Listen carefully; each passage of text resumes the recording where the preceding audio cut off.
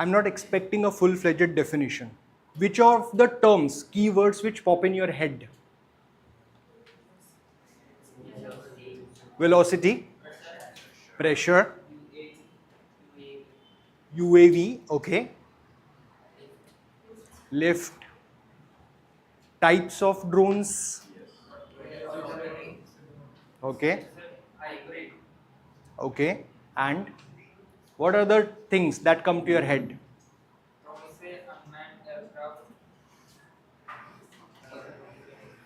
Did the term DGCA come into your head? Because he emphasized, Ankit sir emphasized a lot on DGCA.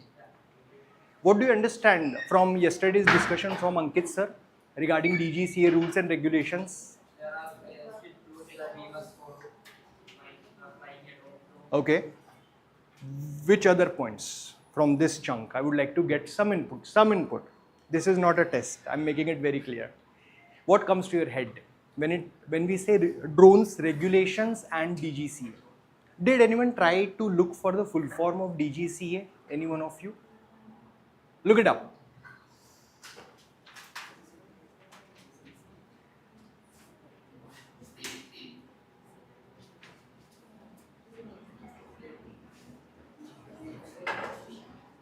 Also, eventually open a new tab later on and search the term DigiSky. Because if you remember from the yesterday's discussion, Ankit sir told you that you can see a map, a real-time map, wherein the areas are mapped with different levels, green, yellow, red, through which you can understand which zones are safer to fly. And you can also get it verified for your respective area. So wherever that you come from, you can map that location on the DigiSky map and you can check around your vicinity, the area comes under which particular zone, right? But I would like to get some feedback first. DGCA, full form, anyone?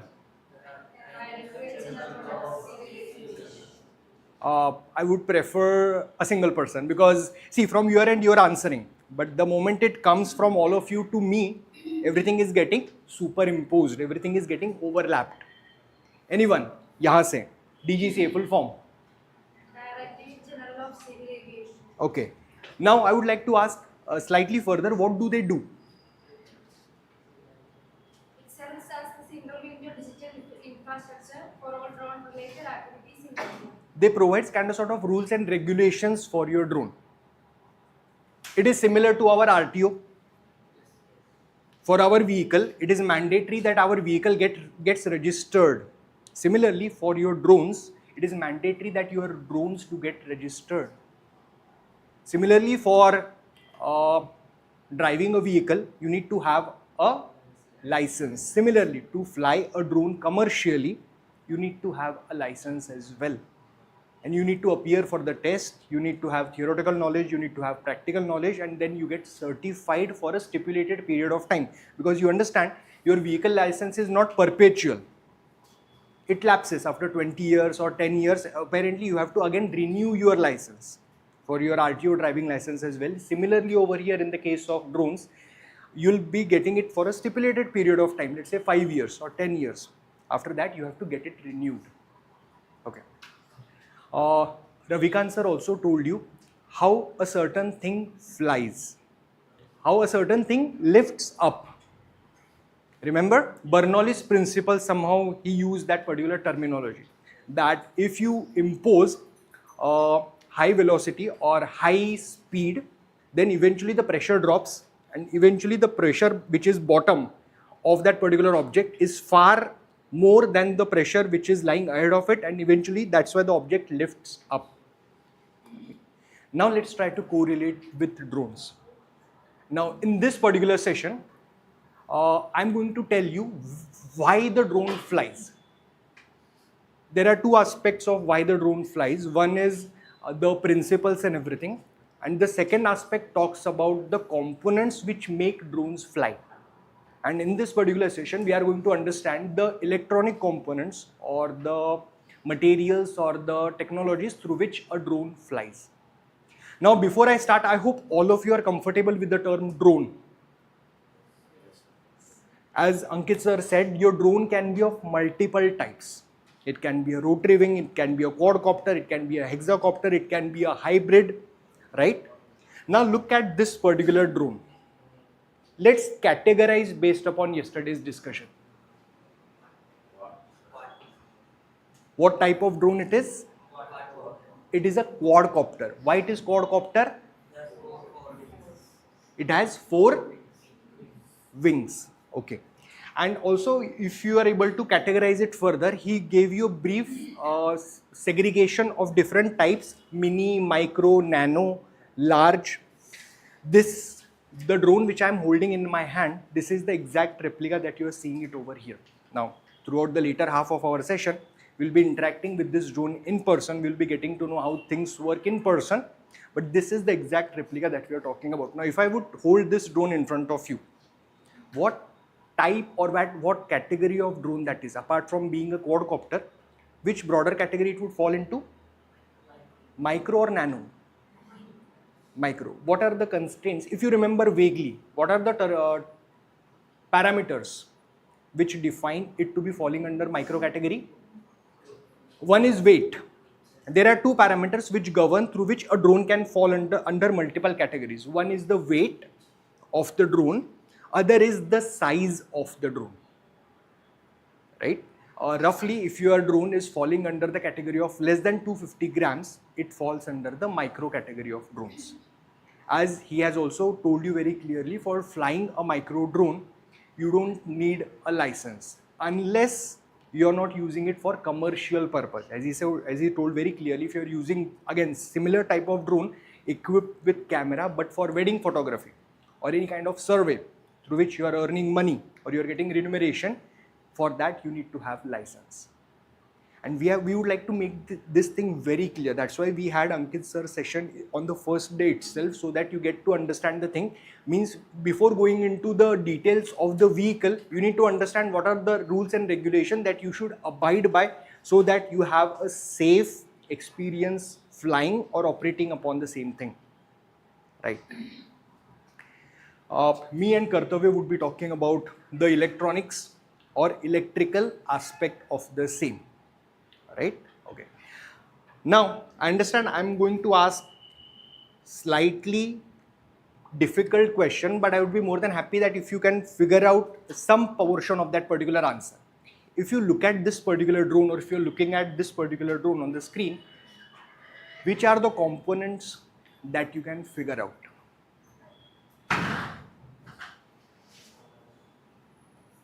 Which are the components? Roughly, you need a moving entity so that it creates the velocity and it creates the difference in pressure. Means that it needs to be the way Ravi Kant sir put the paper and he blew. Accordingly, there was velocity, there was pressure difference. What do you think, which entity would be creating this pressure difference? There needs to be something moving. There are these fans. These are called as rotors. Now, giving you a similar analogy, if you look at your ceilings, you can see fans, right? If I would go slightly deeper into this particular discussion, the things which have come out, the 3 fins, these are called as blades. And what makes these blades rotate? There is a motor. There is a motor which revolves, and there are blades which are associated on the motor, and that's how your blades rotate. This is the easiest working principle of any rotating object. It is being operated by, how do you turn on the fan? By pressing the button. If you press the button, what happens? Electricity flows. Means your electricity is operating this particular fan, right? Now, if I would slightly go deeper into this discussion, your electricity is making this fan move. Or if you are asking your electricity to rotate this motor, the motor rotates. There are fans which are attached. As the motor starts rotating, the fins or the fans or the blades start moving. As the speed of the motor increases, if you change the regulator speed, there are no regulators over here, but you must have seen at your home. For fans, we usually have Regulators. Now, if you change the speed of the regulator, accordingly the speed of your motor changes and eventually the speed of your fan also increases or decreases. All of you are aware with this thing? I bet by this time all of you have that hands-on experience on how do you operate the fan. Right. Similarly over here, these are the blades, these are the rotors which rotate. But who rotates it? Motor. Similar principle.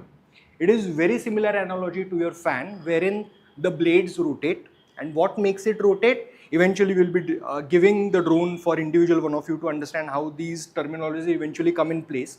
There is a small metal element that you are seeing attached just beneath the rotor. This is motor, which actually rotates, and your rotors are attached to the motor. The motor rotates and your fans or your blades rotate, right? So till now we have figured out two essential components of drone, which is motor and which is rotor or blade. Fine? Okay.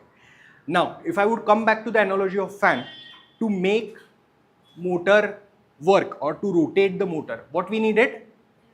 Electricity. Electricity can be of two types, an AC or DC.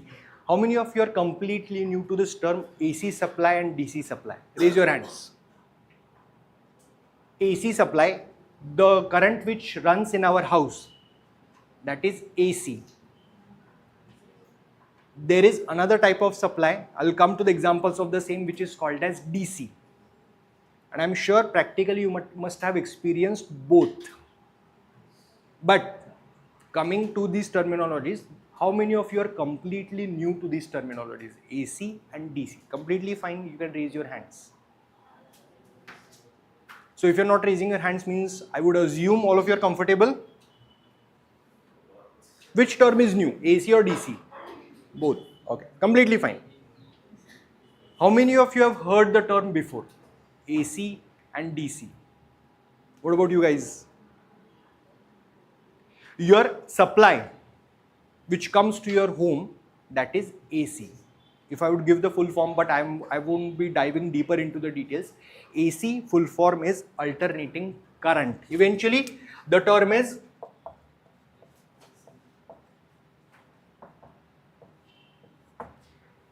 and there is another supply which is called as DC, which is called as, can you give me a few examples where you must have come across the term direct current? Your phone chargers. Phone chargers. Currently anyone has their phone charger with them?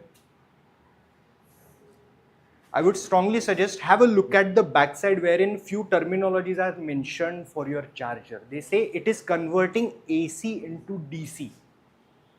All your electronic objects are operating upon DC. Your laptop operates upon DC. Your mobile phone operates upon DC.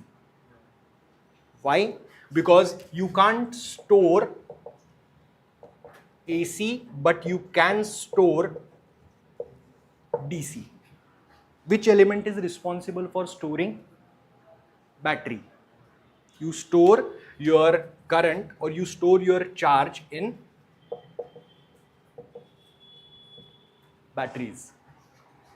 Batteries must not be new for us. You have your laptop batteries, you have your mobile phone batteries. If you have any other electronic gadget which runs individually without supply, it has batteries. It can be pencil cell, AA battery, your remote, AAA batteries. Means if you like to run an equipment without relying upon the wall socket power, it needs to have some sort of backup supply. And that is usually the battery. And the very interesting thing, you can't store AC.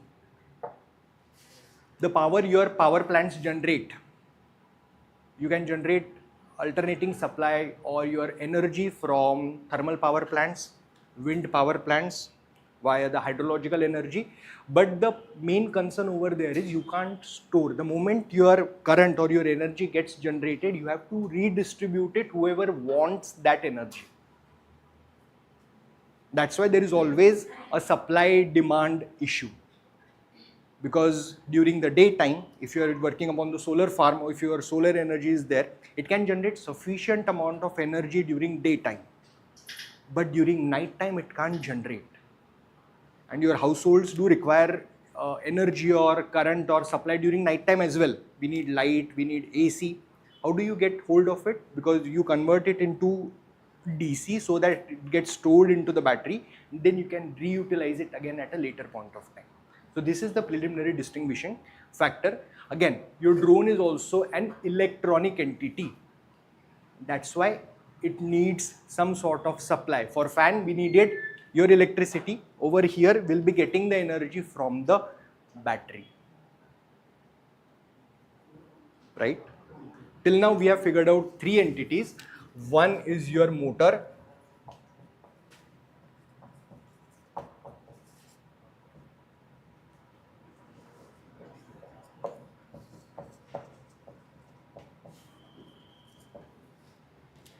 Right. Now there needs to be some element who should be responsible to turn on and turn off the motor. In our case, if I'm not feeling comfortable in this room, I'm feeling slightly warm, then my brain tells me, go and turn on the fan. Right? Your brain is the one who controls everything. If I were to tell you I would like to hand over the drone to him, my brain would be sending me the command to lift my hand, pick this drone and hand it over to him. My brain is the one who controls everything. So if I'm not feeling very comfortable in this room, if I'm feeling warm, if I want a better air circulation, my brain would be commanding me, okay, get up, go to the socket, press the button and activate the fan. Then the electricity would run and fan would rotate. But I need to have certain commands to be put. Currently my brain is giving me the command.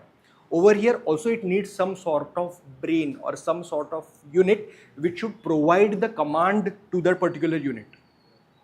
That when the motors should start, when the battery supply should go off, all these things, there needs to be some sort of brain, and that brain is called, as easiest form terminology I'm giving you is CPU, Central Processing Unit. It is the brain of any system. The way in our body we have our brain, similarly for any electronic object, it can be your washing machine, it can be your refrigerator, it can be your drone, it can be your TV. There needs to be some logic, there needs to be some sort of decision making ability that is given by, usually in most of the cases, which is your CPU, which is the brain of my system. I hope by this time you are still aligned with the terminology. Again, please interrupt me at any point of time if you are not able to grasp any of the terminology or if you need a better explanation for these things. I'll take a pause for a minute or so. Try to again analyze these terminologies and let me know if you seek any better explanation out of this or which gets correlated with you.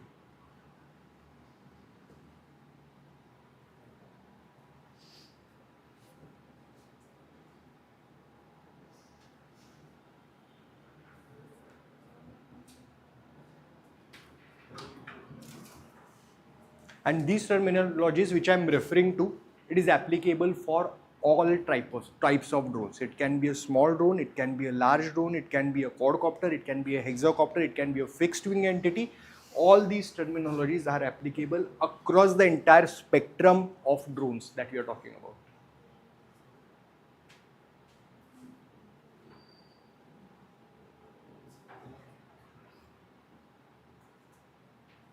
Okay, come up with any doubt and query that you have. I'd be more than happy that if you would have queries.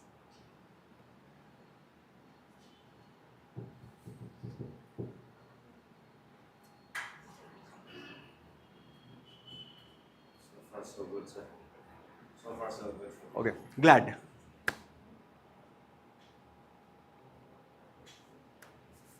Okay, now with this much amount of understanding, let's move ahead and let's try to go slightly deeper into the understanding of when I say a battery, when I say a motor, when I say a rotor.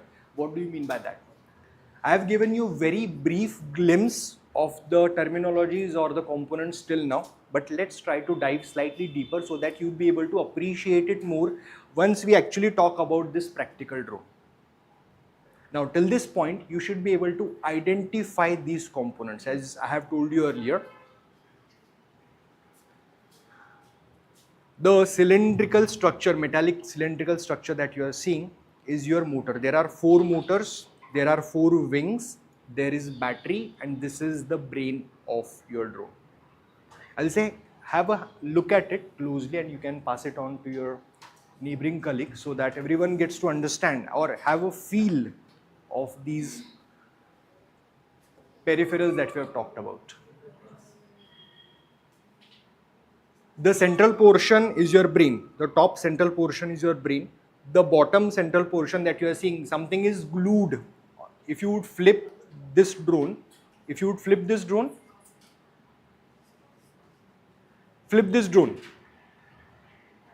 you see the battery. Flip the drone again, there is the central part is brain. There are 4 X-shaped structure, 4 quadrants, wherein you have your batteries, the metal element, cylindrical element, and on top of that you can see the rotors. The bare bone basics of any drone. In case of hexacopter, you will have how many motors? No, quadcopter that we have discussed. In case of hexacopter, 6 motors. How many rotors? 6 rotors. How many brains? Fine. Good. Now let's talk about 3 essential subsystems or 3 essential blocks which are important for any type of drone. I'm not currently limiting my discussion to this quadcopter or this micro category drone. It is applicable for most category of drones.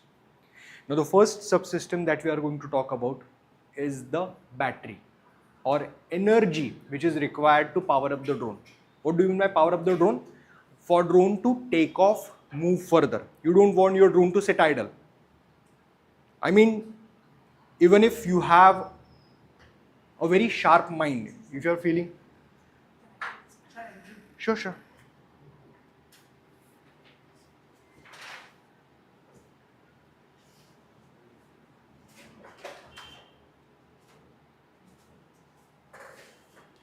So as I was telling, the first essential system of any drone is your power system. I was trying to correlate it with the terminology that currently if your mind is very fresh, but if you are hungry, you didn't have breakfast, and let's say it is 11 a.m. or 12 in the noon, you must be feeling hungry. So even though you would like to focus, but you can't focus because you feel drained. You don't have sufficient energy to work upon a certain task. You need fuel for your body. So if someone asks you, you didn't have your breakfast at 1 or 2 in the afternoon, go have a run. 1 kilometers or 2 kilometers. Your mind can prepare you, but your body won't be able to adjust to those directions because your body did not get sufficient amount of fuel or the energy. You feel, I don't feel energetic today, right? Similarly, for your drones as well, for moving all these components, it requires a sufficient amount of energy or the fuel, and that is given by batteries. Your batteries may look like these or of different types, but this is how the broad categorization of how your batteries look like. This is for bigger drones, this is for smaller drones. Then you need something which is called as a power distribution board. Again, I'm trying to correlate it with a relevant example. In your house or in your home, you must see there are different types of sockets. Some sockets are smaller, some sockets are larger. The larger sockets are specifically meant for ACs. You can't put your AC to a normal socket. I hope, right? What might be the reason? For ACs, you must be seeing the socket or the plug is conventionally larger compared to the regular plugs or regular sockets. Why is that reason? I mean, I would say it requires higher amount of energy, it requires higher amount of current to run. So to cater to higher amount of current, you need to have a better setup for that. That's why you would see there are only specific points in your household which can give the higher energy, such as for AC, for your kitchen. If you are operating a microwave, there would be a different socket. You can't plug your microwave to your conventional socket because they draw higher amount of energy, right? Similar to this, once there are multiple elements on the drone and all the components on the drone require power to work. Similarly, if I would take this example of phone, to run the camera, to activate the camera, it requires the supply from the battery, it requires the energy from the battery. To activate this particular display, it requires the supply from the battery. So majorly all the components which are running specifically electronically, they need power. Similarly on the drones as well, for your brain to work, it requires some sort of power. To make your motors work, they require some sort of power. Now the requirement of power would be different. Your motors would be requiring a much larger chunk of power as compared to other portion of your drone. That's where we need a distribution board that we regulate. Let's say for motors, we need higher amount of current or higher amount of energy. So we'll be drawing the higher amount of energy from specific portions. All the components won't be getting higher amount of energy all the time. Or even more worrisome is if you are applying low amount of energy and you are trying to draw higher amount of energy, that would short circuit. Have you seen a condition in your house that sometimes your MCB trips? Why is that? You are trying to draw more current than what it can supply. You're trying to get hold of higher amount of thing rather than what it can supply, and that's why it trips, so that there is direct termination of amount of power that you can draw. Similarly over here, the components can fail that if you are persistently drawing higher amount of current wherein your socket can't provide higher amount of current. So there are specific tracks. You go and correlate it with your household example. It can be a smaller socket, it can be a larger socket through which your components can get or they can make use of the type of energy that they want, right? So this is the backbone of any system. Means again, as I've told you, to make your mind run successfully, to let your brain work at an optimal speed, you need to have sufficient amount of energy in your body. You need to have your stomach full. Similarly over here, to make the drone fly or to make the drone work optimally, your power element should be taken care of, right? Any queries?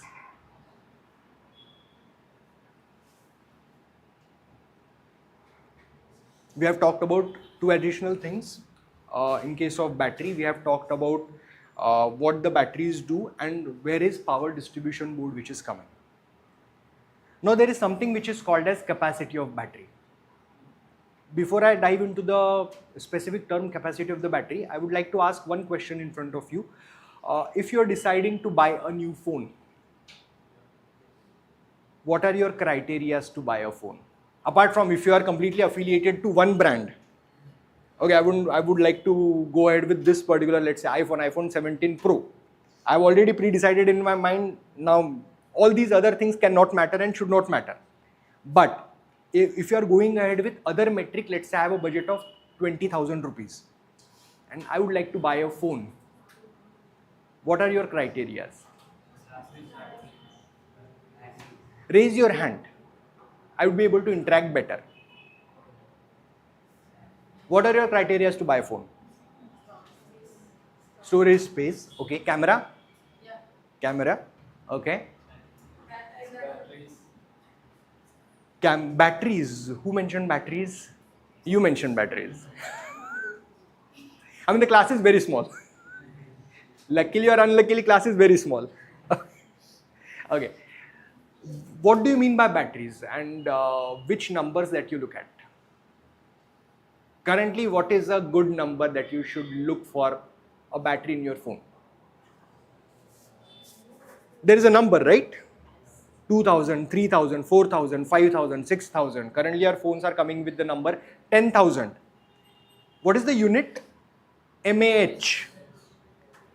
You must have seen in ads this Realme phone, this Redmi. I'm not get affiliated with any of the brands. I'm saying this brand is put up this brand of phone and the capacity is 10,000 milliampere hour. Let's forget the unit, let's look at the number. Currently we'll say higher the number better for me so that my phone can last long. Similarly over here, if you could flip this drone again, you would see a number. Again, I'm giving this drone back to you again. Now this time, rather than paying attention to the frontal part, tilt the drone or flip the drone. Now you would see the battery. Now I hope all of you are able to identify which component is called as battery. Now there is a number which is associated, and note down in your books. I'll be getting hold of that answer at a later stage from you. There's a number which is associated, which is mentioning the capacity of the battery. For a phone, which should be a good number? You are spending your own money, 20,000, 30,000, 50,000.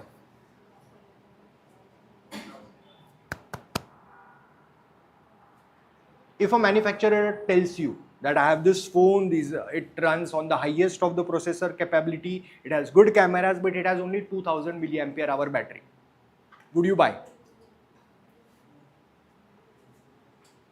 Would you buy? Why? Less battery, and you know, higher the computation, higher the speed, higher the power it would consume. So if you are going with top of the line processor or top of the line CPU, it would require higher amount of battery and it would drain your battery really fast. That's why most of the manufacturers, even though they have provision to incorporate a very high-end processing unit, they don't incorporate because it drains your battery really fast.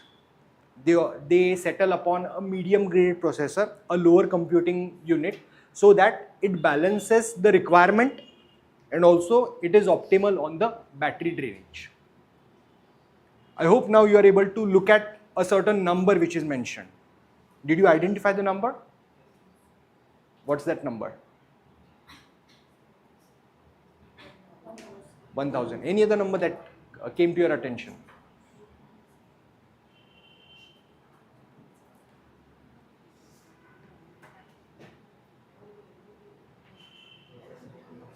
So once I say there is a number, don't just focus on single number. There are multiple numbers which are mentioned.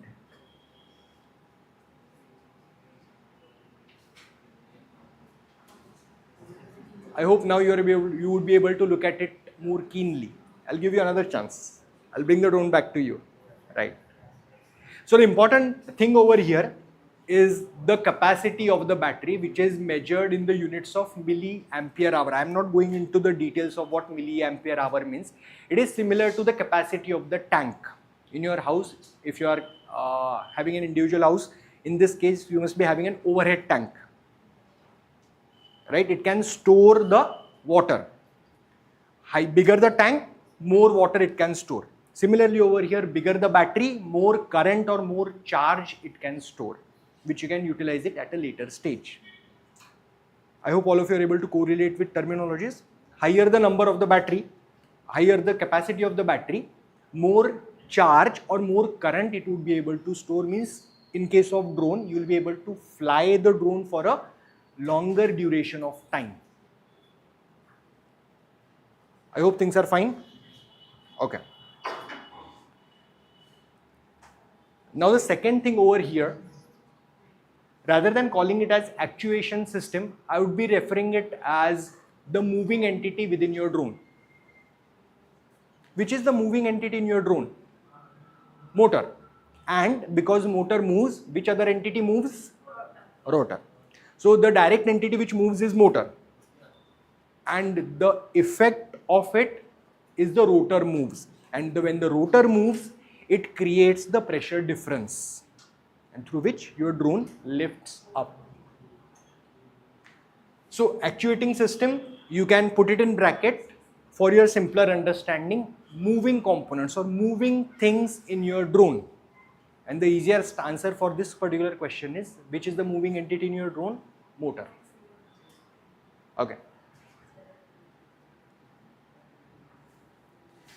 Now the third, there are only three subsystems, we have talked about two. First one was battery, second one was motor or moving entity. Now the third one, it is called as signals. Now I'll slightly go into the details of what signals are, how do we obtain the signals, what do we work or how do we operate upon these signals. Before that,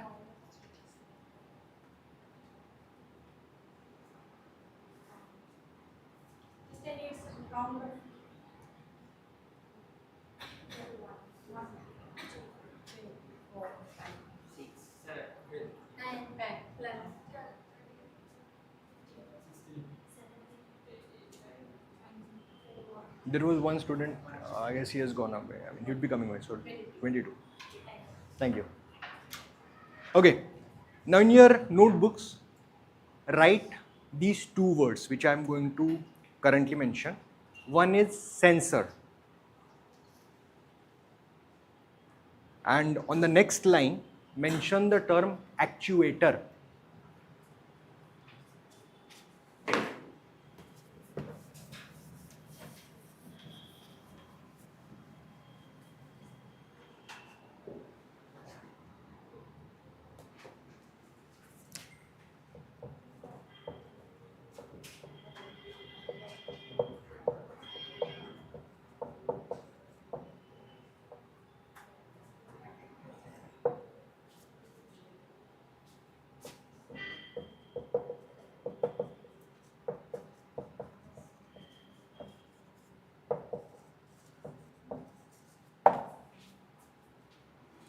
We are equipped with God's grace, we are equipped with both terminologies.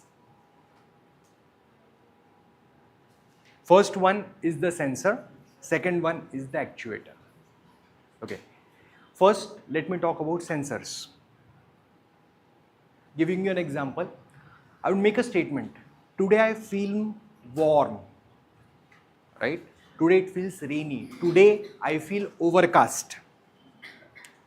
I could interpret it. How do I do it? If I would tell you that today it's not as bright, today's day is not as bright as of yesterday. How did I make that decision? With my eyes, I could figure out light intensity or light is not as strong as it was yesterday, right? I would say today the room feels comparatively quieter. This room is very quiet today. How did I make this deduction?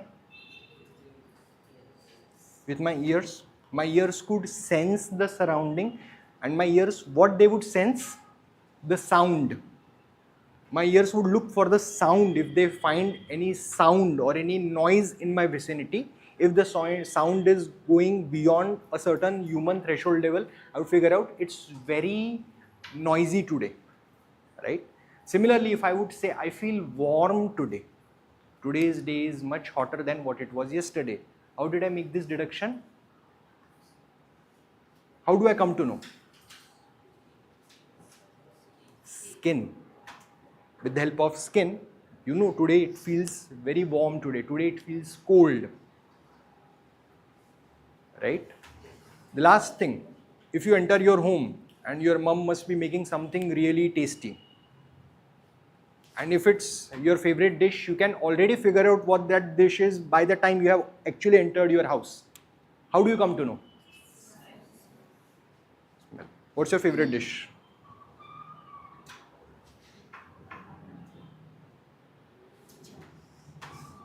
Okay. Does it have a distinct aroma? So can you identify the moment you enter your house and someone is making that dish? Can you identify that this dish is being made?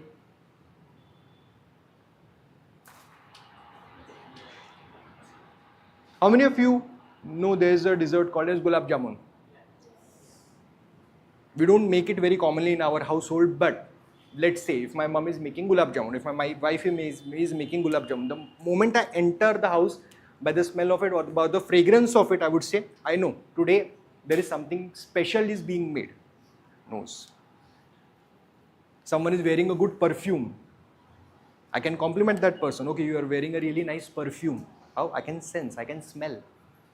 You see, these are all sensory elements which are present in our body.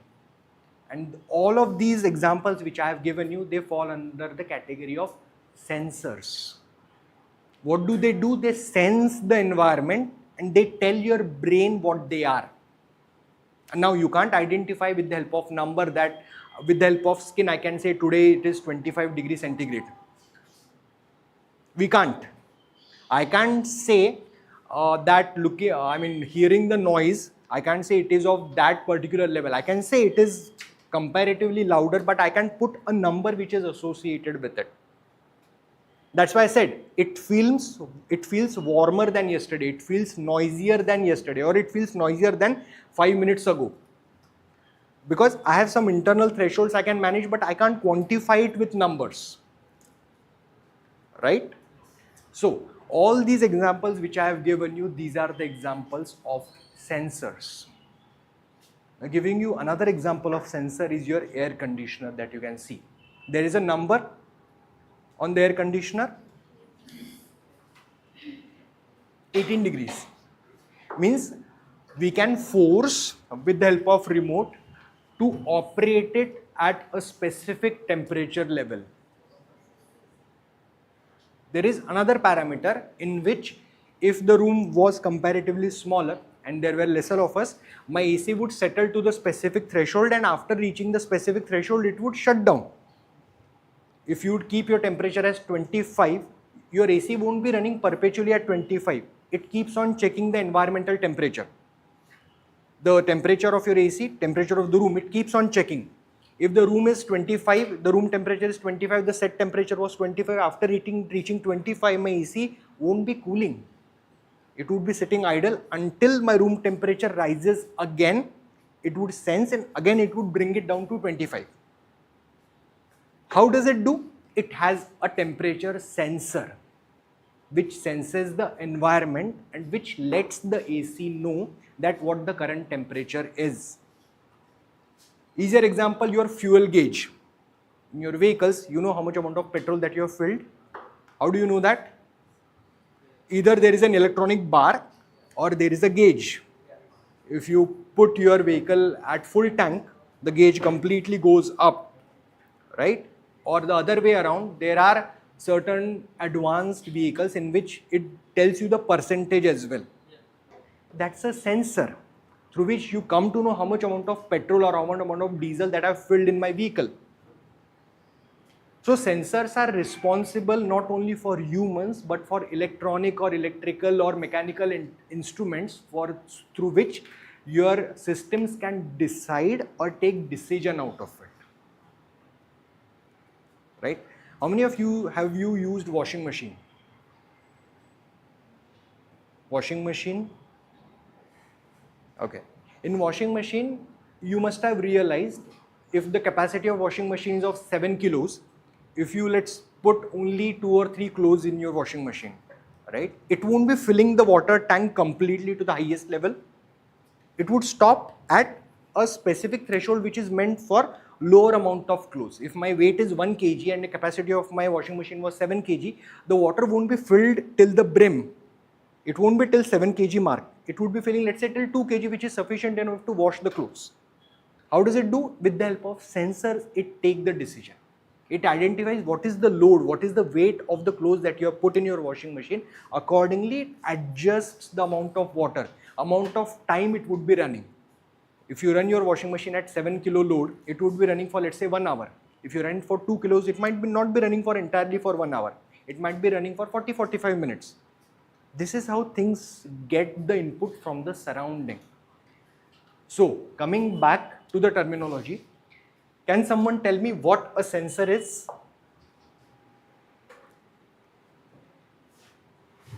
which gets the data from the surrounding. Let's take the example of our body, right? My ears. My ears are able to recognize the sound signature. My ears are hearing something. They convert it into the form which my brain understands. My audio signal, my sound does not go as it is into the brain. It converts it into the form which my brain understands. Similarly, if you are equipping a sensor to your electronic instrument such as AC, my temperature parameter cannot be directly fed to the AC. It would be converted into a suitable form through which the brain can take decision out of it. So giving you a better glimpse of the term sensor, which converts the environmental parameters into the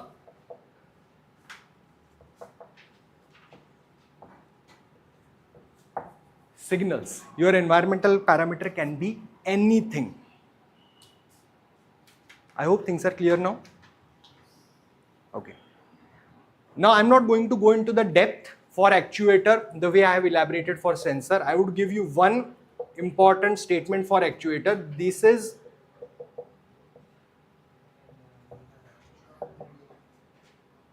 your actuators are exactly opposite of your sensors.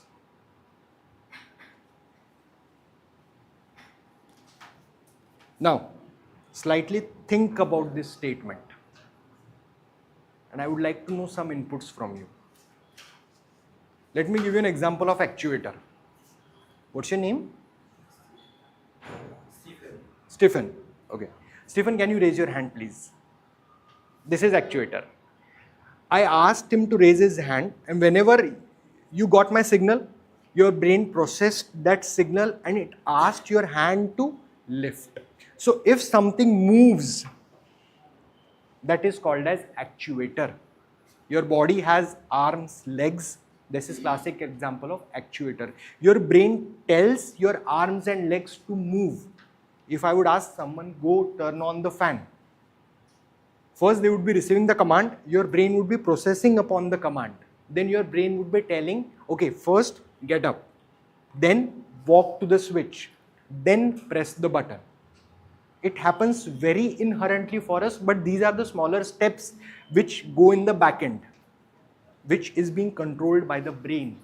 Similarly over here, if you would like your drone to go up, your brain would be asking the motor to start rotating. And your motor is the element which rotates. As I have told you, actuators are the things which actually move. In this particular case, the classical example of actuator would be motor. Classical example of actuator would be fans or light in this particular thing, which produces something from the signals that you are getting. Okay. Yesterday, Ankit sir was telling, when you're flying your drone, you have to be really cautious in which area or in which surrounding your drone is moving. You remember that discussion? In which he said, if I'm asking my drone to move only within the premises or the area of this particular room, it is going to keep on checking whether I have crossed the boundary of my room or not. Remember the part of discussion that we had yesterday towards the end of the day? My drone is going to keep on checking whether I have reached or whether I have crossed the boundary or not. How does it know whether I have crossed the boundary or not? If I'm saying this is my room dimension, this is the location of my room, or if let's say if I would like to fly the drone within this particular premises of 200 meters, it is going to keep on checking with the help of sensors whether I have reached the boundary or not. And the sensor which is responsible for you to identify the location, which is called as GPS. GPS. How many of you are hearing this term for the very first time? GPS. Most of you are aware that there is something which is called as GPS. What does it do? In your phone, you are equipped with GPS. Why do you use GPS for? Any example? In your phone, you have GPS? Yes. You use it for location. Give me a case or example. Now I'm new here. I would like to go to Fort Kochi. How would I figure out how can I go to Fort Kochi? Whom should I ask? Google. In Google, what would I be doing? I would be opening Google Maps.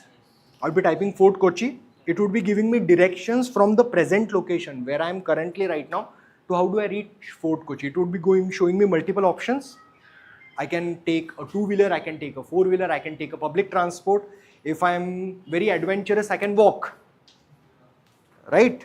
It can say it would take 1.5 days for you to reach Fort Kochi. Right? But it gives you multiple options, and your Google Maps takes into account your present location. It knows where you would like to go. You'll be feeding that particular data and it calculates the route for you. How does it know where you are right now? Via your phone. And your phone has the sensor which is called as GPS. Full form, Global Positioning System. Similarly over here, your drones are equipped with a lot of sensors. Someone asked a question yesterday that what if my drone decides to move out of the particular range? Someone asked this question, if I would remember this question vaguely. Now I can answer for it right now. How would it know where it has to stop with the help of GPS? But assume that it is very gusty today. The wind speeds are really high. And despite drone tried its best to contain within the boundary, but eventually my drone was drifted out of this particular boundary. And my drone is keep on being drifted. Ankit sir told you, my drone might crash, right?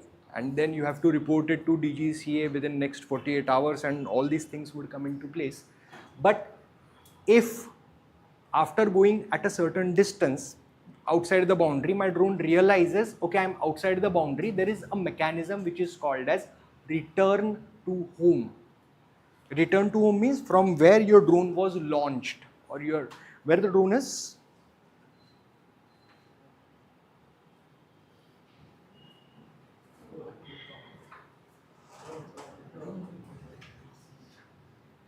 Okay, you had the drone for the longest of the time. What did you understand out of it?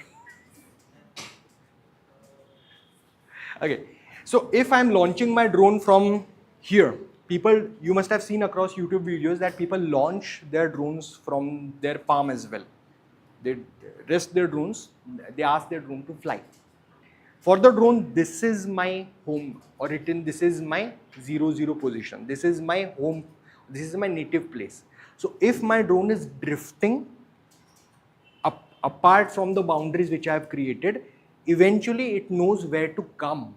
And how it knows? It calculates while my drone is initializing itself while flying, it knows this is my home place. This is my origin place. So if I'm drifting, I'll come back with the help of sensor. So sensors are similar to eyes and ears of your drones through which it understands the surrounding. If I would feel it is really windy today in one particular direction, I have to put extra efforts to my other batteries to bring it to its normal position. You must have seen if it's really windy today, if you are walking, the winds push you. Then you have to put extra force on your body to contain yourself. Similarly for drone as well. If it's really windy and if drone is drifting or flying into a particular position because of because of winds, then my drones have to exert additional force so that it stays within the stipulated boundaries. How it comes to know the winds are very high or it's very gusty today? With the help of sensors. So we have talked about 3 essential aspects of drone subsystem. First one, if you remember, there are 3. And I am expecting answers for all 3 from your end itself. First one, power. Okay, the energy or the food for my drone. Second one, moving entities or actuating systems, which are, okay, the third one, which are called as signals or sensors, which are the easiest one which I can tell you for the time being, which is GPS. Now, I gave you one earlier example that if I would ask, if I would ask someone to go and press the button on the switch, right? The brain would be commanding his or her arms and legs. Accordingly, if I'm getting the data from the signals, I need brain for them to process. For this, the brain is called as CPU.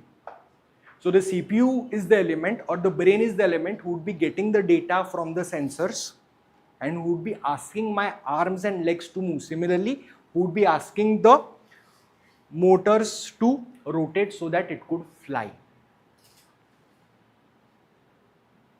Right? Okay. I'll give you 2 minutes.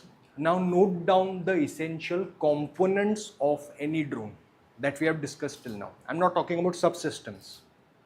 You must have seen the drone, right? You have handled it, right?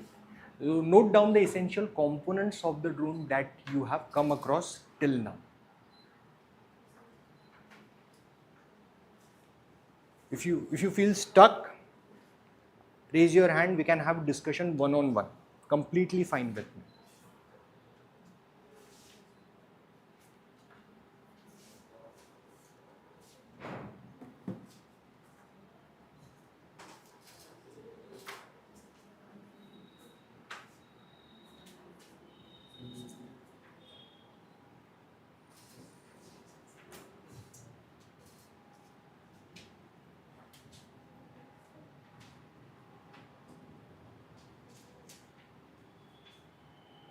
If you'd like to ask me, if you'd like to get my help, I'd be more than happy. If you'd like to get help from Google, again, I'm completely fine. Eventually, you should be thinking. Your CPU should be active.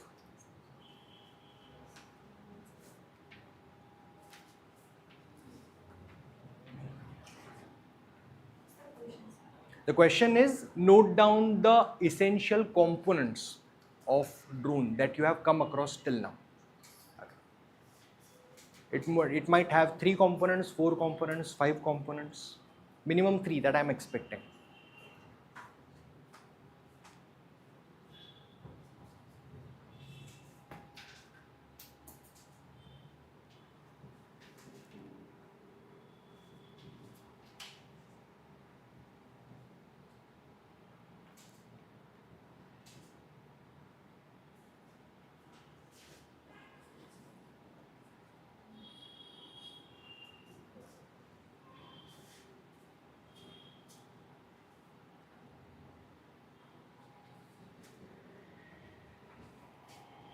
Are you getting the answers? Yes. Okay, motor, rotor, battery. Okay. Apart from that, few other terms that we have very recently discussed. Okay, that's good. Power supply board, CPU. In the bracket mention CPU.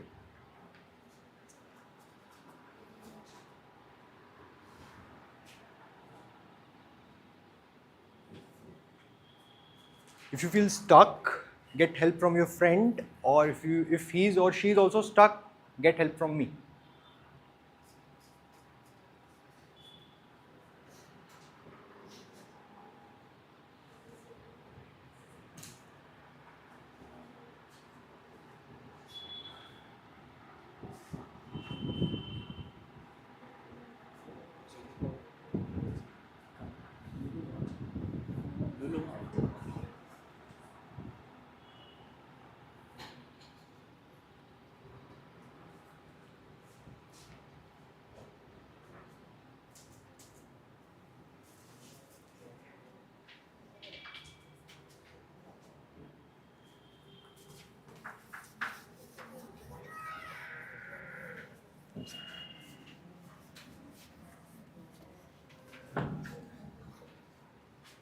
Now there are 4 points which I am writing and I would need your help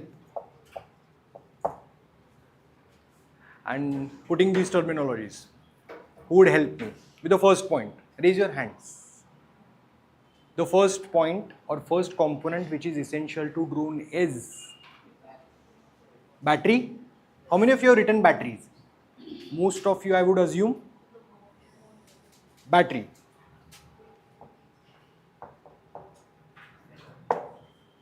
Next. Which other component that you have mentioned? Motors. Motors. Then sensors. What did you write? GPS. Sensor. Okay, good. You told me a very specific category of sensor, but broadly it categorizes into the major category of a sensor, right? Okay. If I would call GPS as a sensor, then the motor would be, it is a moving entity. We have talked about it. Has anyone noted down the term that we had discussed? It's an actuator.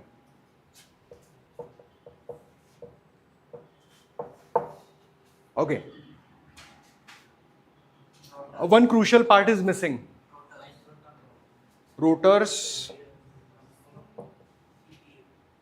Who decides when the motor moves? Or easier explanation for this? Brain of my system.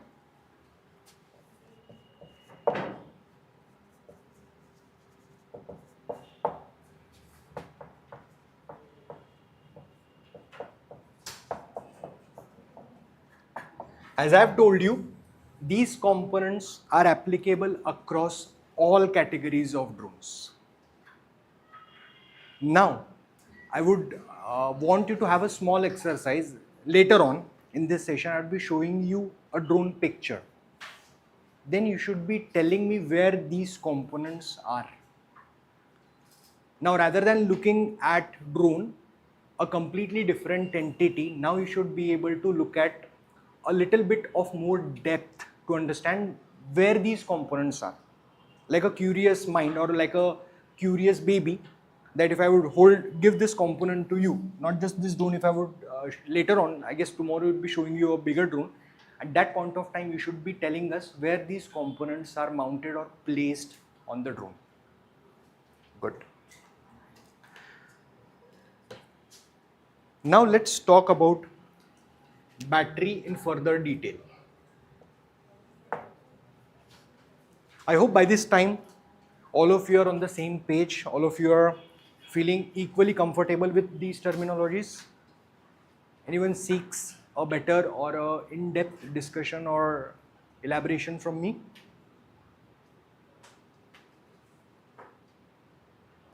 Fine? Fine? Good. Now let's talk about battery in detail. You'd be very amazed to hear this statement. The batteries of drones are very fragile. They are very sensitive. The most sensitive element in this entire drone family is the battery. I'm going to reiterate Ankit sir's word from yesterday, wherein he mentioned he was working upon a bigger drone, and earlier his drone flight time is for how long the drone can fly. Sure. How long your drone can fly?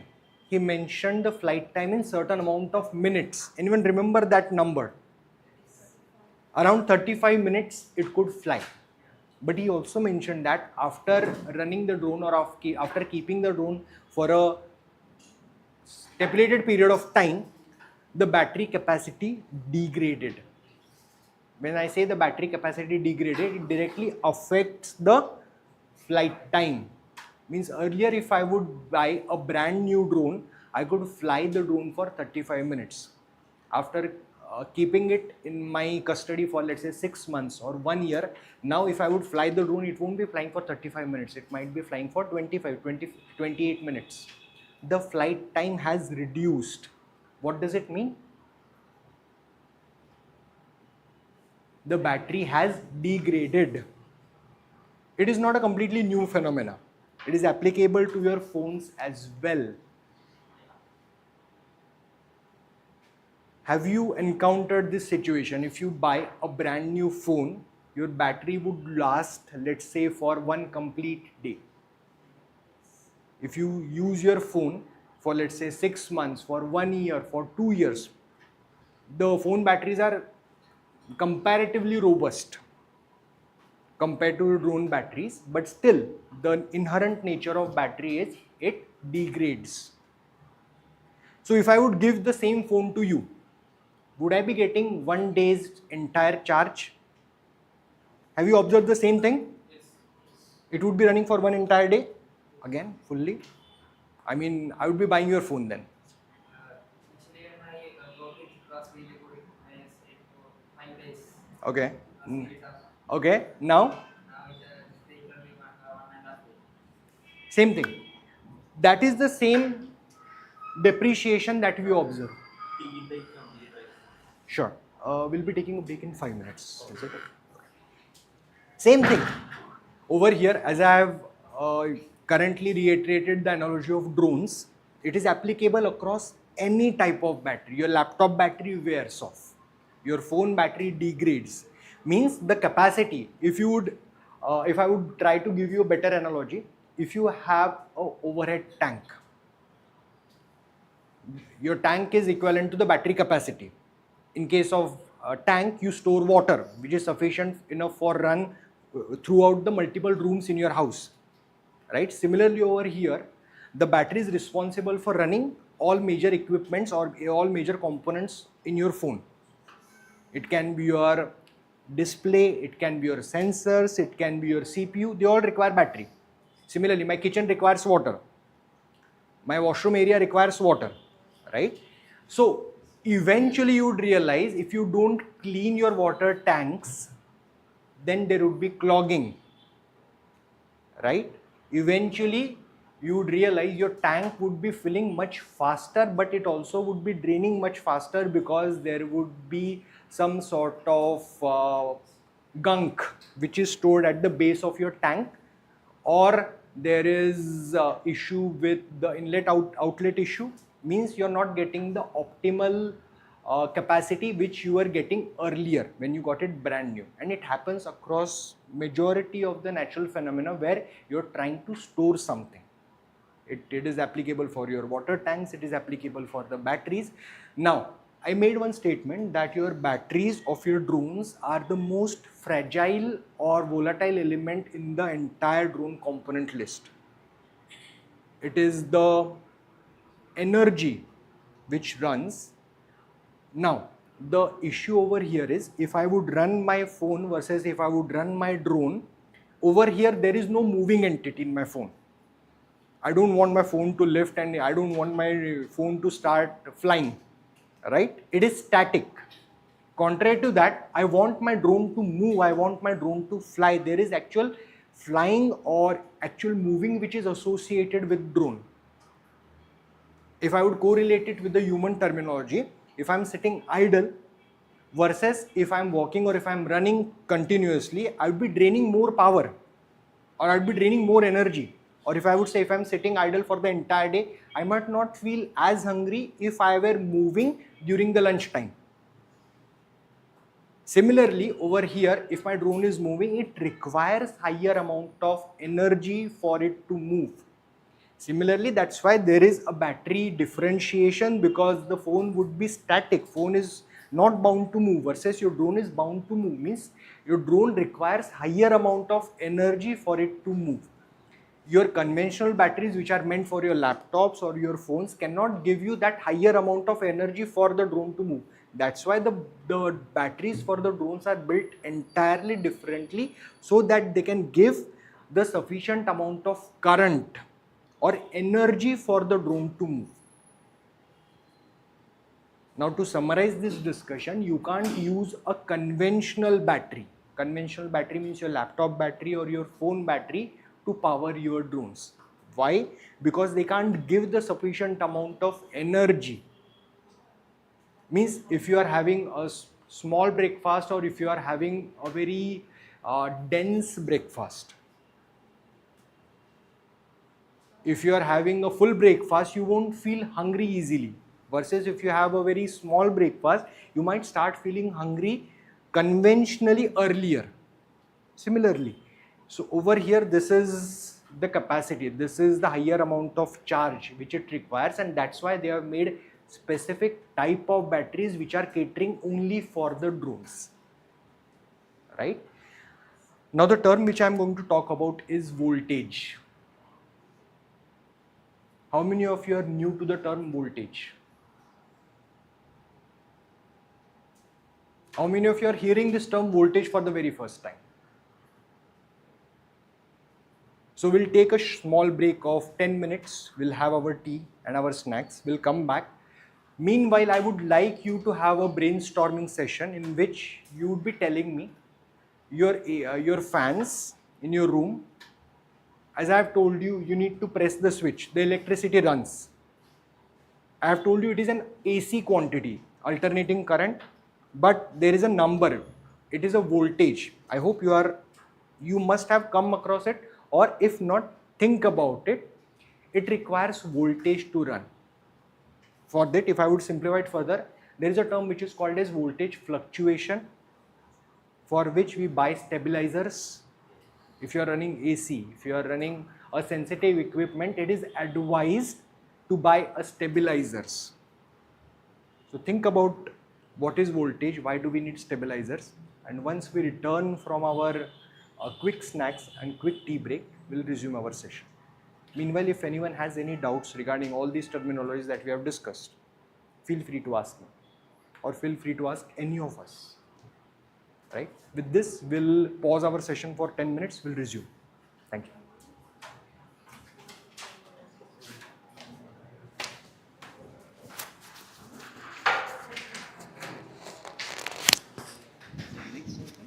Oh, yeah.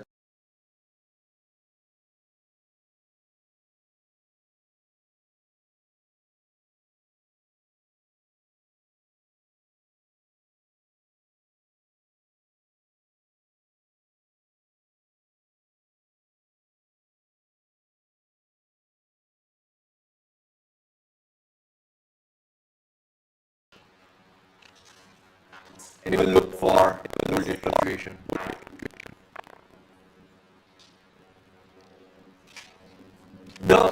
The same analogy that I would like to give now, water tank. Assume your water tank is transparent or semi-transparent. You are seeing water level. You would see if your water tank is full, the water which is coming out of my water tank, the speed would be, or the force of my water would be really high. As the level of my tank starts going down, the force at which the water comes out the outlet pipe that I am seeing, the force drops. As the water reaches the critical level, I would see a gentle trickle of water. Apart from that, I won't see a good amount of flow which is running through the pipe. Now, in the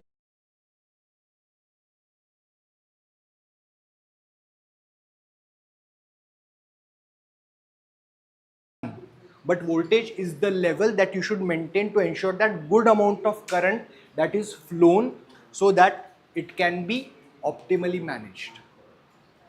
Two critical terms that we have discussed till now: voltage, current. Queries.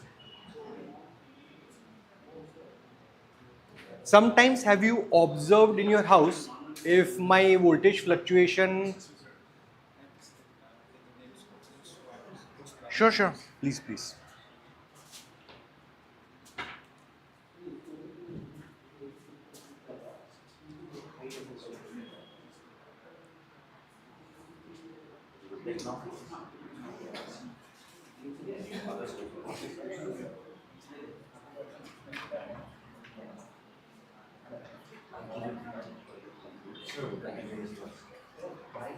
He will get back to you. Fine. Okay, one example that I was giving you, sometimes in your home that you must have observed that your lights are now not glowing that effectively. Your fans are not running that effectively. That is called as under voltage. You say there is no sufficient amount of power in my house. You can see the lights glowing, but they are not that effective. Even if you keep your fan regulator at 5, the fan is not running at that optimal speed. Means the tank level has gone down. The voltage is not adequate enough to let the amount of equal current flow which is required by the component to run. This is called as voltage fluctuation. This is called as under voltage.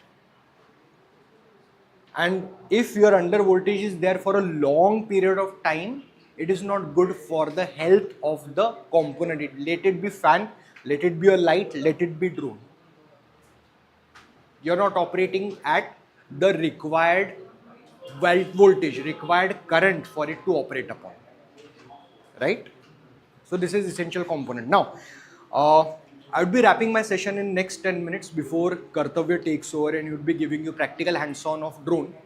There are a couple of interesting terminologies that you should understand before the drone flies.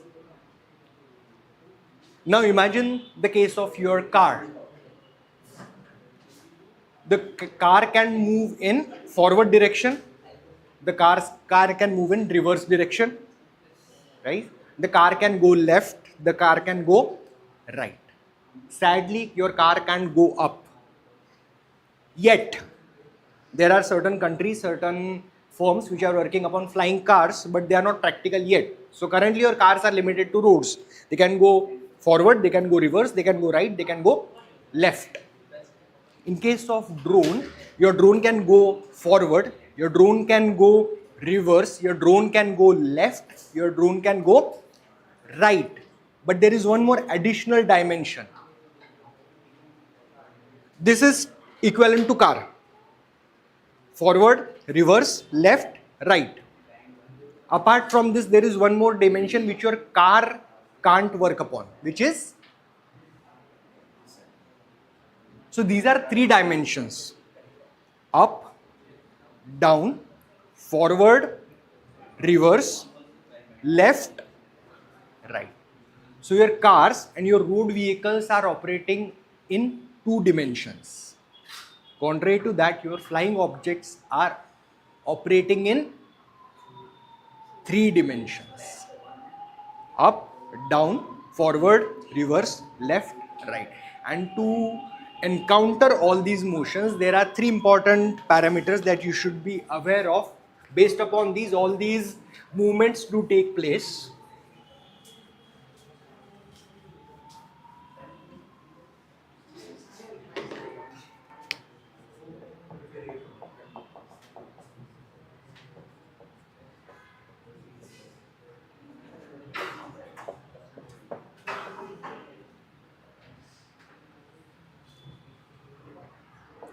For car, I have mentioned forward, reverse, left, right. In case of drone, rather than calling forward, reverse, up, down, left, right, these are the three parameters which govern the flight of the drone.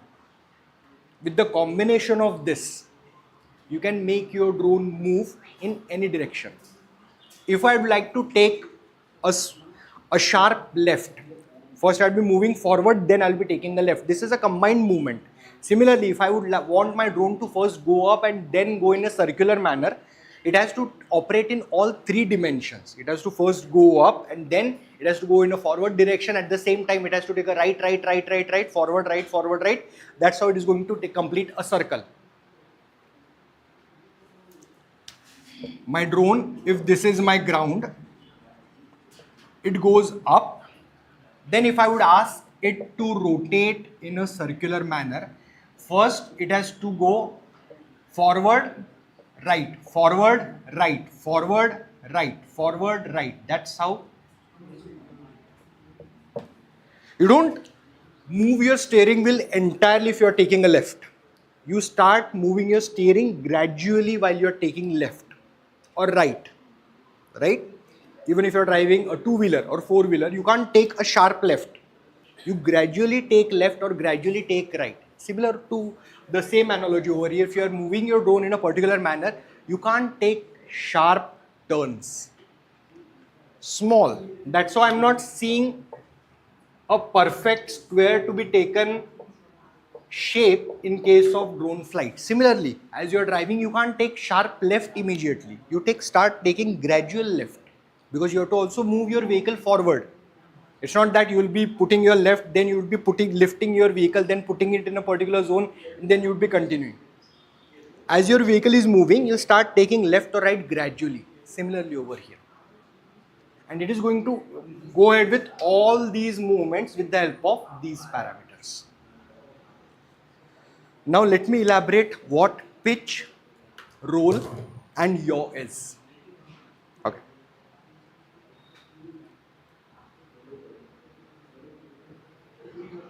If I would hold my drone like this, and this is a very interesting and important concept, to identify which is the front part, which is the back part of the drone, there the terminology is where is the nose of my drone is.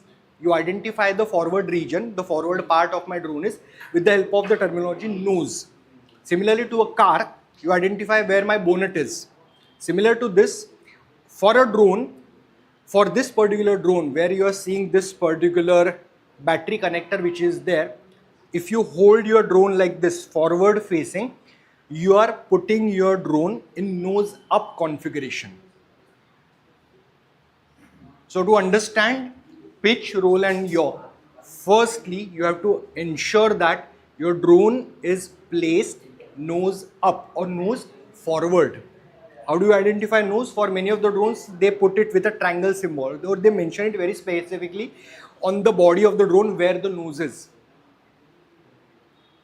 The manufacturer on the website, they have mentioned the battery terminal where the battery is connecting to the drone or the CPU. They have marked it as nose. So if I would put my drone nose forward or nose up, now let me first tell you what the pitch is. If my drone is tilting forward or tilting back, that movement is called as pitch. If I would keep, I hope everyone is able to see the drone. This is nose forward. If I would dip the drone forward or if I would dip the drone backward, this motion is called as pitch. I hope this is okay till now? Okay. Dip forward or dip backwards. Okay. Now the second term is roll. So if I would call this as pitch, now please pay attention over here at the demonstration. If I would call this movement as pitch, what do you think roll would look like? Sideways. I'm rolling my drone. This is called as roll. So if I would keep my drone nose forward, and if my drone moves in this direction or this direction, this is called as roll movement. Currently we have talked about two essential movements, pitch, roll. Pitch, leaning forward, leaning backward. Roll, leaning sideways. What do you think yaw would be? As I've told you, drone moves in 3 dimensions. We have talked about 2 dimensions. This is lift. If my drone moves sideways, I'm not talking about tilting. This is roll. If my drone moves like this, if I would call it as left and right for you, for simpler analogy, this is called as yaw.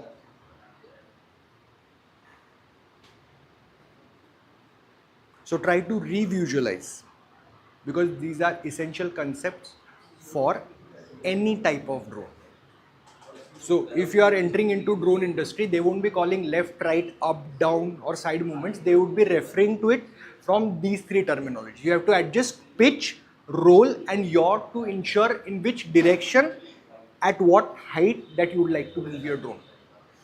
You adjust combination of pitch roll, you adjust combination of pitch yaw, you adjust the combination of roll yaw. If required, you adjust combination of all 3 to ensure your drone moves in a particular manner that you would like it to move. Again, any doubts, any queries? Now till now we have covered the very basics of drones. We started with the 4 essential components which is common across all drones. We got to understand in-depth understanding of individual component. Right? We try to correlate it with the commonly used terminology so that we are able to correlate it better. And we talked about the battery, we talked about voltage, we talked about current, and now we talked about essential concept which helps the drone maneuver, which is pitch, roll and yaw. Everyone's fine till this point? Okay.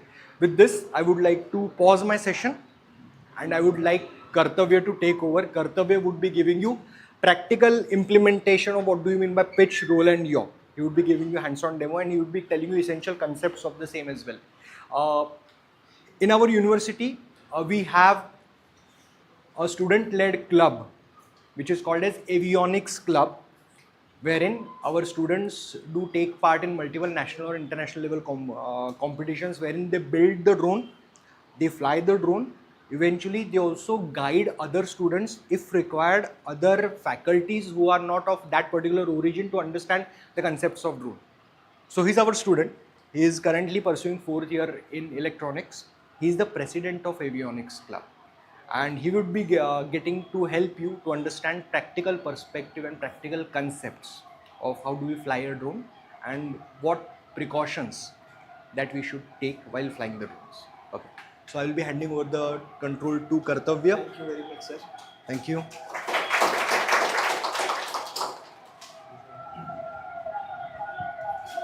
Hello everyone.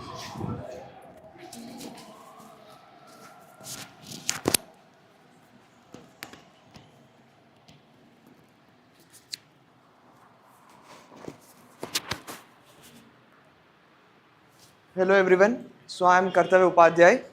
I am a student just like many of you. So till now we have covered the basic components of a drone, the basic motions a drone can perform in three-dimensional space, that is pitch, roll and yaw. I hope you are acquainted with that. And you have also seen the various components, the terminologies that will be used in the drones. So now comes the part where I'll tell you how it actually flies. So we know there are sensors, there is a CPU, and then there are actuators, that is the motors, and along with the propellers. So how does it actually move? So let's start with the basic, let's say pitch one, right? So pitch is like this. It goes up and down. And why do we use this? We use this because we want to keep the drone move forward, right? But before moving forward, let's start with the lift off part first. That would be better, yes. So the drone is sitting on the ground on a level surface. We'll start with a level surface because we don't want any inclinations or anything, because that can mess up with our sensors. We'll come on to that later. So here it is right now, and now we want to lift it up. So what do we need for lift? Like Ravi sir had told in the previous class, we need wings to generate lift. And then there should be something moving. It can either be the air moving over the wings, like you did in that activity with the paper strip. The air was moving, the strip was stationary. Or else air can be stationary and the wing itself can be moving. Like we cannot move the wind here. So what we'll do, we'll move the wings of the blade of the fan. So we get some kind of force, right? Even in aircrafts, the aircraft moves to generate a lift. Wind does not move according to us because we can't control nature.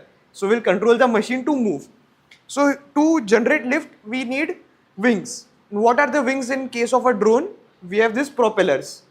You have seen these propellers. They are inclined, as you can see here. They are at an angle, at a certain angle, to generate the pressure difference that we saw yesterday.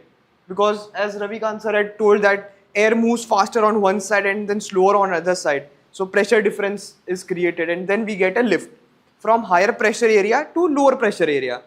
So that same principle is here. So this will move in their places to generate lift. Now let's do an activity first. You all have pens, right? Okay, so take the body of a pen in one hand and then hold the cap of the pen with the other hand.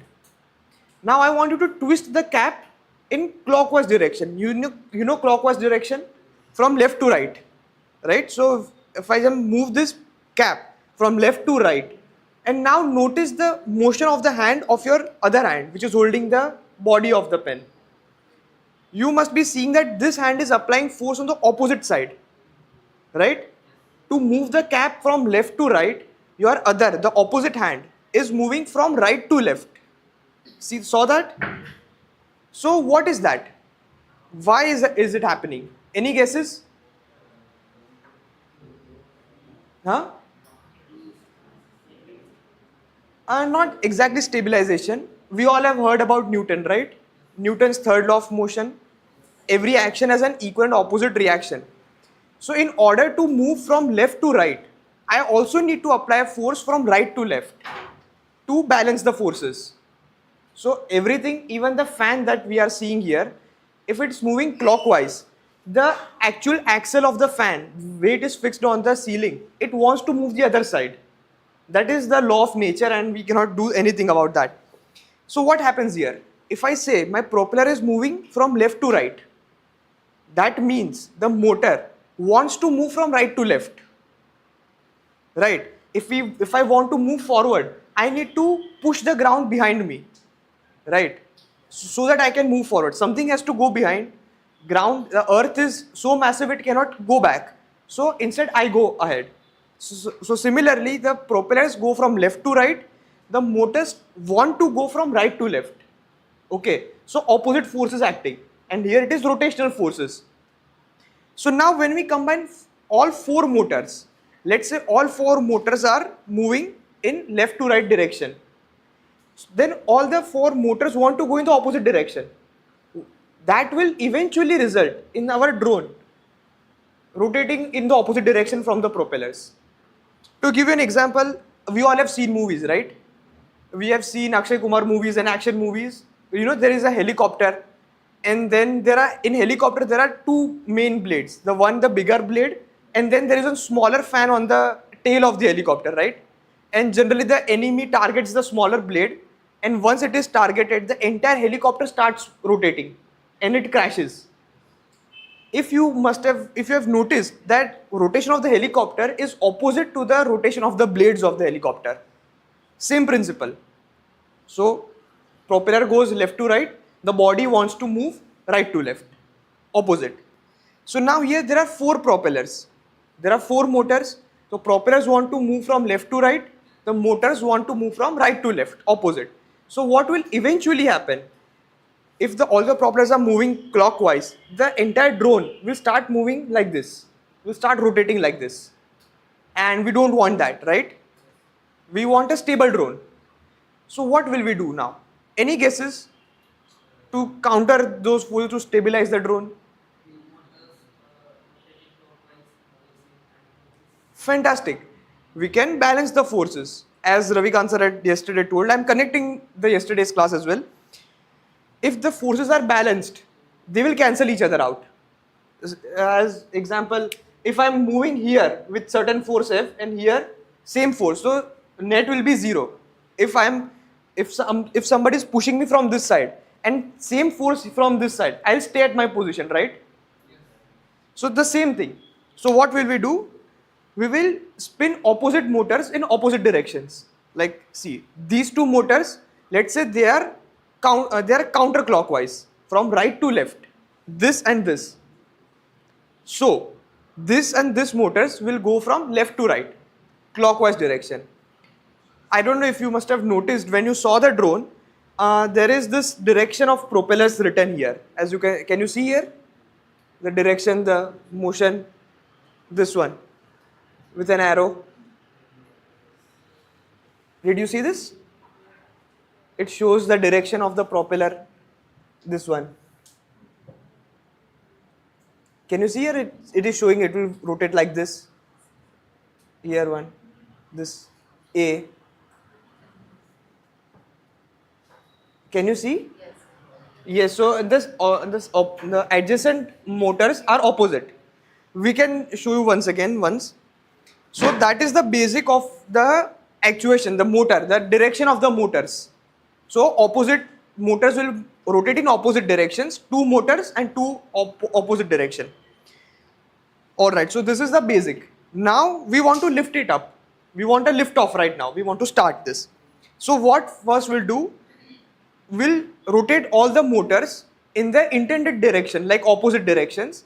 And since the motors are rotating in opposite directions, the propellers are also opposite. This propeller is aligned in such a way and this one will be opposite. When you get the drone next time, you try to see the adjacent propellers are always opposite to each other. If this is down, this is up. See, this is going down, this is coming up. That's why we need opposite propellers as well. Now it will start rotating all the 4 motors in opposite directions to relative to each other, and it will lift off. Once it is lift off, all the forces will be balanced and we can hover here. Like same amount of forces going downwards and upwards because gravity is pulling it down, but the same amount of force we are applying it to take it up. So we'll be at a stable height and we'll stay there. Alright. Now we want to move forward. We want to move forward. And how will we move forward? So what will we do? We'll tilt the drone like this. If we tilt the drone like this, you can see that the air will be pushing in this direction. If I can show you, the air will be pushed in this direction. Earlier the air was being pushed in this direction to lift the drone. Like you can see the air being pushed down. You will see that. Now when the drone is tilted like this, so air is being pushed here. So if we can see, now this is a diagonal position somewhere. Now to visualize this thing, I'll tell you, can I say that there is some amount of force in this direction and some amount of force in this direction? Right? Like this, so air is being pushed in this way and this way. So it maintains a stable height, along with it will be moving forward because the air is being pushed behind, the drone will go forward. Air is also being pushed downwards, so it will stay at the same altitude. So we'll do like this and we'll move forward. Okay? Now how will we tilt the entire drone forward? Any guesses? Like I cannot just go and simply tilt the drone like this. What will we do? We have now see, we have actuation points, we have only 4 motors. What is in your hands? You can control these motors only. So how will we attain this angle? Like how can we tilt the drone using these 4 motors? Any ideas, any guesses? Anyone? Reducing the speed of the rotor in the front. Yes, perfect. So see, now currently all the motors were running on the same speed, so it went up. Now if I reduce the speed on this one or I increase the speed of this one, so what will happen? Due to unbalanced forces, this has more speed, so it will try to go up, but this does not have enough speed, so this will not come up. So this will come up like this. So the drone will be tilted like this and then it can go. So essentially I am changing the speed of the motors. If I want to go forward, if I want to tilt it, that is pitch down. So this one, the back motors will have to accelerate and increase the speed so that this can go up and then it can go like this. Now similarly, if I want to roll, like that is move sideways, what should I do? If I want to go, we went like this, then similarly we can go behind like this by increasing the speed of these rotors. Now if I want to go sideways, what should I do? Again, I will increase the speed of these motors, then I can go like this. I can increase the speed of these motors, I can go like this, right? So that covers our pitch and roll. Now comes the tricky part, that is yaw. So you understood yaw, right? What was yaw? Yaw was the movement of drone like this. If I want to change the heading, see this is the head of my drone, this one where the battery will be connected. So if I want to face you, then my drone is like this, and if I want to face you, then my drone has to move like this, right? So how will I achieve this? Any idea? So right now we increase the speed of motors on one side and then we achieve the motion. Now what should I do? If I want to stay here and I want to rotate the drone like this. Any ideas? Any guesses? Any ideas? Anyone? Alright. So earlier I said that we have two motors, they work opposite to each other, right? These motors will be moving clockwise and these motors will be moving counterclockwise. So what will clockwise motors do, the left to right motors? They want to push the drone body from right to left. And at the same amount of force, the other two motors are counteracting because they want to move the drone body from left to right. So two motors right to left, two motors left to right. So the drone stays stable. Now what can I do? I can adjust the speed of opposite motors. Currently what we were doing for pitch and roll, we were changing the speed of one side of motors. For pitch, we will increase the speed of this motor or this motor. Now I will do diagonally, opposite ones. If I increase the speed of these ones, and let's say these are moving from left to right, so this want to move the drone to right to left, right? Getting my point? So this has increased the speed, and these are not the same speed. So drone will move slightly from right to left, start moving. In the same way, if I increase the speed of other two motors, then it will move from left to right. Alright, it's all a combination of forces. If unbalanced forces, the drone starts moving. Now we saw about sensors, right? Sensors are like the eyes and ears of the drone, like sir told. But why do we need sensors? That is my question. Why do we need sensors for a drone? But can't you see the drone right now? Let's say there are sensors in this drone. In the slide, sir told that sensors, CPU and actuators are there in all kinds of drones. Right? There was this written there. Why do I need sensors in this drone? While I know this drone will not be flying higher, I can see this drone at all the times, then why do I need sensors for this one? Why? If I can see that drone is moving like this, then I can correct it, right? With my controller. If it is moving like this, I can correct it. So why do I need sensors?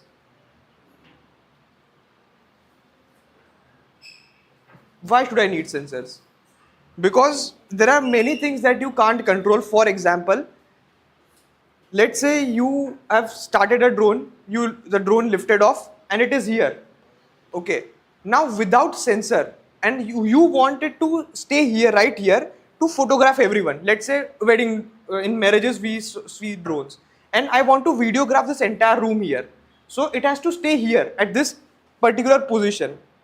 So how will I do that? Should I constantly keep it running with my hands to control it? It's very tedious, right? And it's not very accurate enough. Because if I do it, it will go up and then I'll let it come down and then it will come two down. Then I'll again do this. So it won't be at a certain position. So what will I need? I need a sensor. So what the sensor will do? It will constantly check the position of the drone. So this would be an attitude sensor. To find the attitude. Attitude means height sensor. So there are various sensors in market, so we can use any of them. So it will constantly check the height. So you have entered, I want it to stay at 1 meters from ground. Okay. So it will constantly check, is it 1 meter? So if the data comes, it is 800 meters. So it will speed up the motors to go up. And then after speeding up the motors, it will again check. It will say that 1 meter is 5 centimeters. It has gone little bit higher. So it will slow the motors down automatically through the CPU, the brain. So similarly, it will constantly acquire the data. Okay. So this makes our kind of a control system, a feedback control system. It starts the task, it sees, has it completed perfectly? If not, then it will again do the task. Getting my point? It will constantly keep checking. I have started a task, I'll check whether I've done the task. No, then I'll correct myself and then I'll again check. Is it okay? Is it to the satisfaction of everyone? Then again it will do. If not, then again it will do. Or if it is to the satisfaction, it will stop. Alright, so sensors do this, a closed loop control system. So we are essentially controlling, right? Controlling the drone with the help of feedback from sensors, with the help of ears and eyes of a drone. Because we need to know, is it okay? So we are knowing, but the drone has to know. So for the drone to get the knowledge of the environment, basically sensors they see the environment and measure those data. That's why we need sensors. Now, what all sensors do we need here to stabilize this? Let's say. Now, let's assume you are performing a pitch maneuver, right? Pitch maneuver is you want to move forward. So you gave the command of increasing the speed of the propellers of at the behind, right? Now you don't know, they will start increasing, and what will happen eventually? It will start rotating like this because you have increased and now you have to stop at some point to not further increase the speed. If you do that, then it will start rotating. So what will happen? So there is this inertial measurement unit. It measures the angle of the drone. So it says that it has to go only 10 degrees and then it will stop. It will stay in this position. So there is this one sensor for angle measurement. Ki what angle are we on? Next is the rotation. Right now we are like this, seeing this. Okay, it is the drone is facing you. If I say the drone that you have to face right side, it has to know where it is facing currently. So it says that it is facing right now to you, and when I say you have to move right, so it will start moving and it will constantly keep checking, where am I looking, to be precise. Then when it comes here, it will say okay, I have arrived, so I'll stop moving now, I'll stabilize the drone. So that is one thing. Then what we have, then what do we have? Then we have different LED lights, then that I'll tell you what they indicate different things. And the best part about this drone, have you seen drones, right? You have seen drones. So when you see drones, you have seen the operators, the drone operators. They carry this big, entire big transmitter, a controller, right? They control the drone with that. It's very bulky and everything. So we came from Gujarat, so we could not bring all of those things. So what we did here, this small drone, we can control it with our phone. So we don't need a controller. Our phone will suffice. So how does it control now? Our phone has to send something and to receive, the drone has to receive something. What can we do now? Traditionally, they work on electromagnetic waves in 2.4 gigahertz spectrum, but that's all right. We don't have to remember that for now. Let's see what this works on. We all have used Wi-Fi in our phones, right? We use Wi-Fi to send and transmit data. We send WhatsApp messages every day to everyone. What are we essentially doing? We are sending some data from our phone to some other phone, right? Can we not use the same principle here? We just want to send the data, the commands, that okay, do this, do that. So Wi-Fi is there. So what will I do? I'll connect my phone with the Wi-Fi of this drone. See now, normally we need a router in our home or some Wi-Fi. But here this drone can itself produce its own Wi-Fi. So it produces its own Wi-Fi. So I will connect it to the Wi-Fi of the drone and then I can control it. I'll send the data and then it will receive the data. Alright. So till now we have covered pitch, roll, yaw. Okay. Any doubts regarding that? Any doubts? Can you think of any other motion of a drone? I said 3 motions, right? Like this, and like this. Can you think of any other motion? Any other motion you think that I have not covered?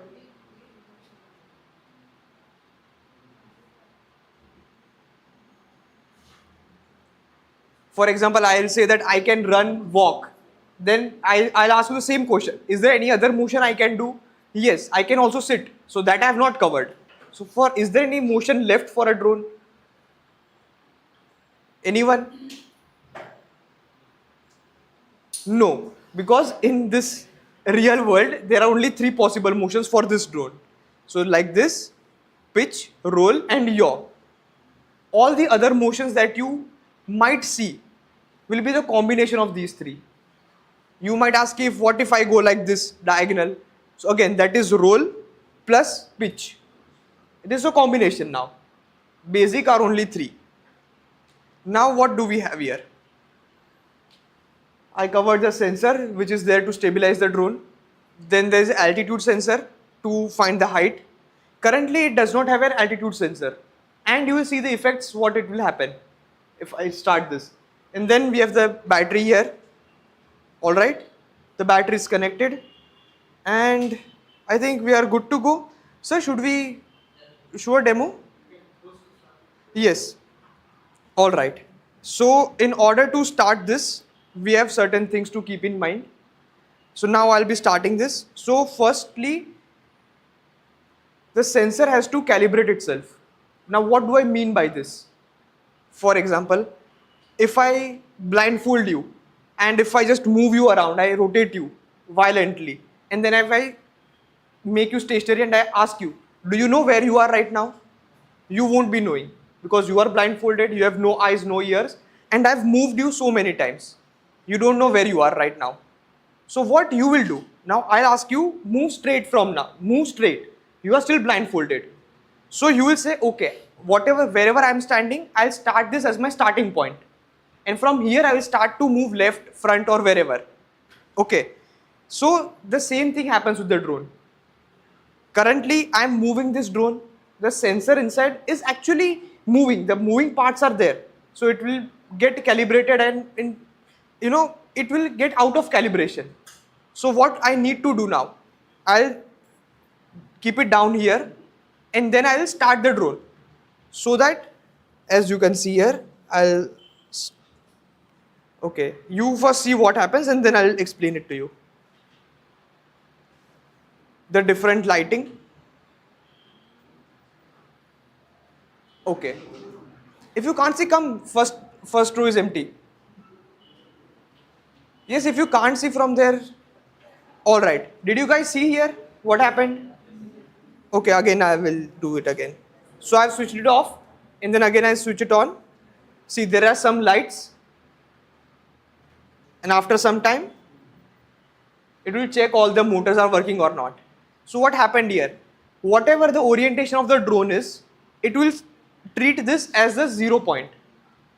So if I had kept the drone like this during calibration, then it will think that this is the 0 point of a drone. Then in order to stabilize it, it will try to come here. Currently it is like this, so it says that this is the stabilized form. Okay, so this is the stabilized form and it has to maintain this position throughout the flight, this one. But if I had calibrated it this way, then we will try to maintain this position, and that is disastrous for us because it will go ahead. And other thing that you must have seen is the motor started once, all the motors. See once again.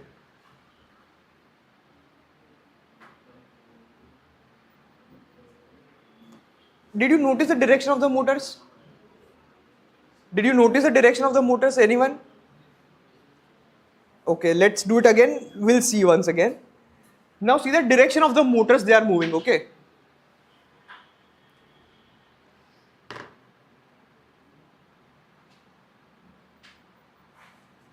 Are they opposite? Okay, you come ahead. Yes, seriously. You will be able to see the direction of the motors because they are moving very fast. So this one is moving like this and this one is moving like this, if you have seen. So that satisfies our conditions. All the motors are working with us. Now we can start to arm this drone. Now the basic thing is to arm the drone. Currently the drone is on, but it won't fly. Why? Because we have not told the drone that, okay, now it is on standby mode right now. It is waiting for the instructions and we have to tell him that, okay, get ready, now we'll be flying. So once we arm the drone, the motor start moving. It won't take off, but the motor start moving, which means that drone is ready to fly right now. And then when you push the throttle, it moves up and then it comes whatever command you do. Okay, so should we do here itself? Yes, sir.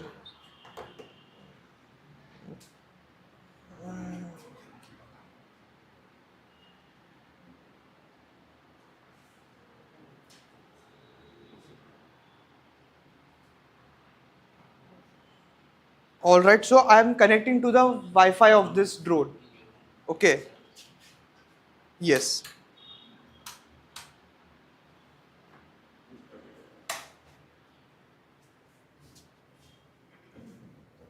All right. Sir, before that we can do a static test. Sir, you can do that and I can just hold this right now. Or any volunteer can come? Yes, one volunteer can come to actually feel the drone. Anyone? Yes, anyone can come. Please, anyone, please, please hold the drone. Yes. So we'll do a static test right now.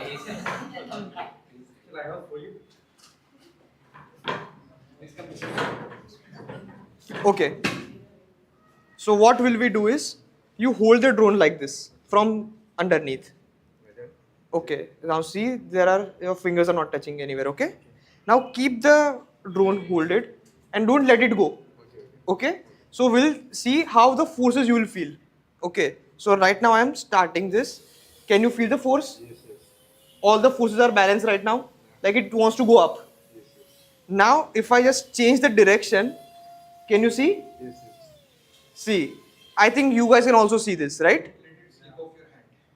Yes. Keep it firm. Don't let it loose. It wants to go off of your hands, but don't let it. Okay, so we'll do it once again. So you will see. Okay. So it wants to move up. Now see. Can you guys see that? So it wants to move forward. It wants to tilt there. And then it wants to move back, then left and right. Because that can't be shown here because he is holding like that.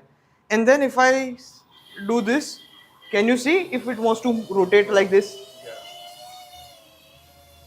Yes. So the forces can be felt and you can see the air pushing you down, right? Yes. So that was a static test that we did so that we can understand how the drones work and the forces there.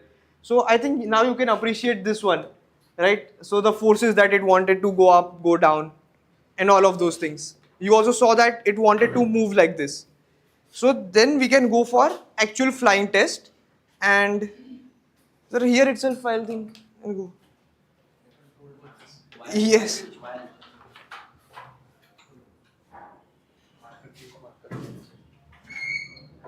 Yes. I'll just go up and down right now because I don't have space to fly. All right. So it is working, and we might need to calibrate it first because if I show this to you, it wants to move behind. So I have to constantly correct this to go ahead. You need yes. So we know that the balanced forces like Ravi Kant sir had yesterday told us. So we can just calibrate this. There's this pitch stream.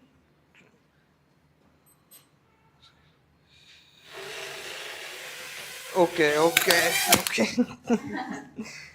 So calibration process we have to do it actually like Ankit sir will tell you that in open spaces.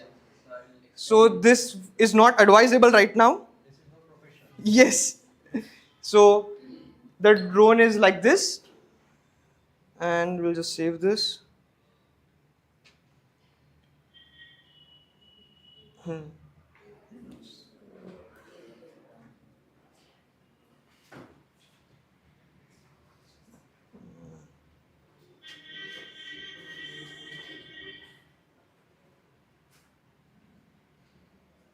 So let's do it from floor, sir, ground, sir.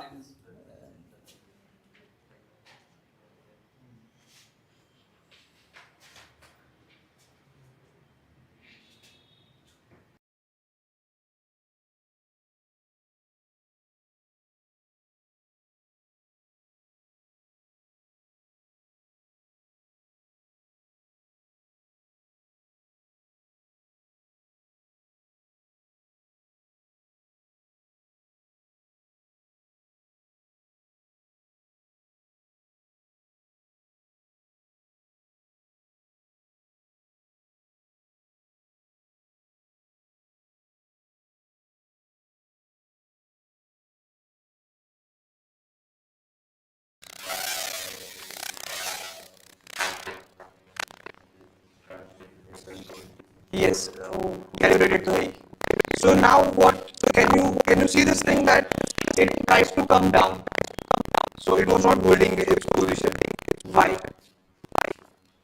The reason was there is no sensor here right now to tell that it is up or down. So it doesn't know that it wants to check itself, but there are no ears or eyes. So it will just come down crashing. But if you add a sensor, so that's the importance of sensors that we want in our drones. But it was not holding the attitude, but you saw it was holding right like this. It was staying stable like this. It was just want to go up and down. Why? Because we have a sensor already installed here. It won't go like this or like this. It will stay like this because of sensor. Attitude sensors can go behind. Next, you will see there are.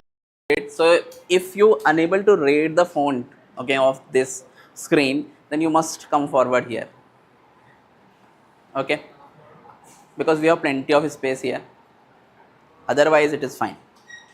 Now let's recap like what we have learned in the previous sessions.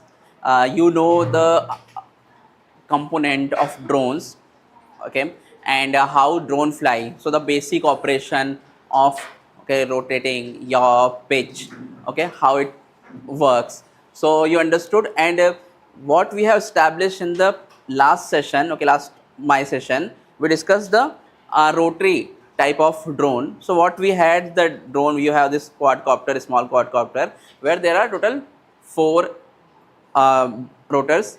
In this way you have this particular drone setup, and you understood how drone move forward, how drone how to generate lift, how it change its direction, and so on. So those activity, I hope you get the basic, okay, or we do not expect to understood everything in one session, but this is a we can say overall. So if we have the lengthier session which is like a 3-month course, each and every aspect will be discussed in more detail, because we understand we all come from very diverse background. So it's completely natural to skip or unable to understand a lot of things. Okay, now I will continue my session from the where I left in yesterday's class. So where we left in the yesterday's class is, first we define what is a drone, UAV, okay, unmanned aerial vehicle. Then we also understood a little bit about the precautions and classification of drones. So the drone which you fly today, okay, it has weight less than 250 gram. Can you tell me what is the category of the drone? Anyone? Nano, right? What else if the drone is weight between 250 gram to 2 kg, then micro. Then what we discussed, the other drone, for that we say all the major applications you perform in this category from 2 kg to 25 kg. What we call that category? A small drone. So I have one image. So like this drone we have here there at our college, PDEU, and there along with several other drones. So this way drone is having a weight of around 9 kilogram. So it comes under the small category. Now, like Abhishek sir was explaining, and Kartavya was also explaining, the drone which you just like fly, okay, it has here they were talking about the altitude hold, okay, they cannot hold at particular altitude because the particular sensor, okay, it's not there in that case.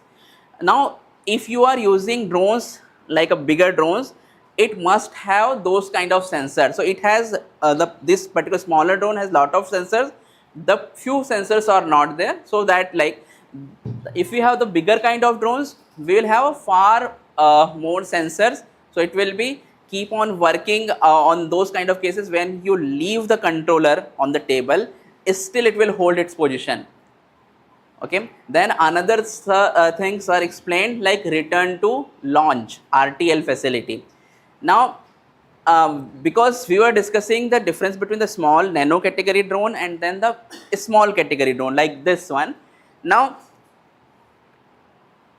if the small drone hit you, like when you are trying the drone, even if you can see how fast it will get the, it can approach to any place.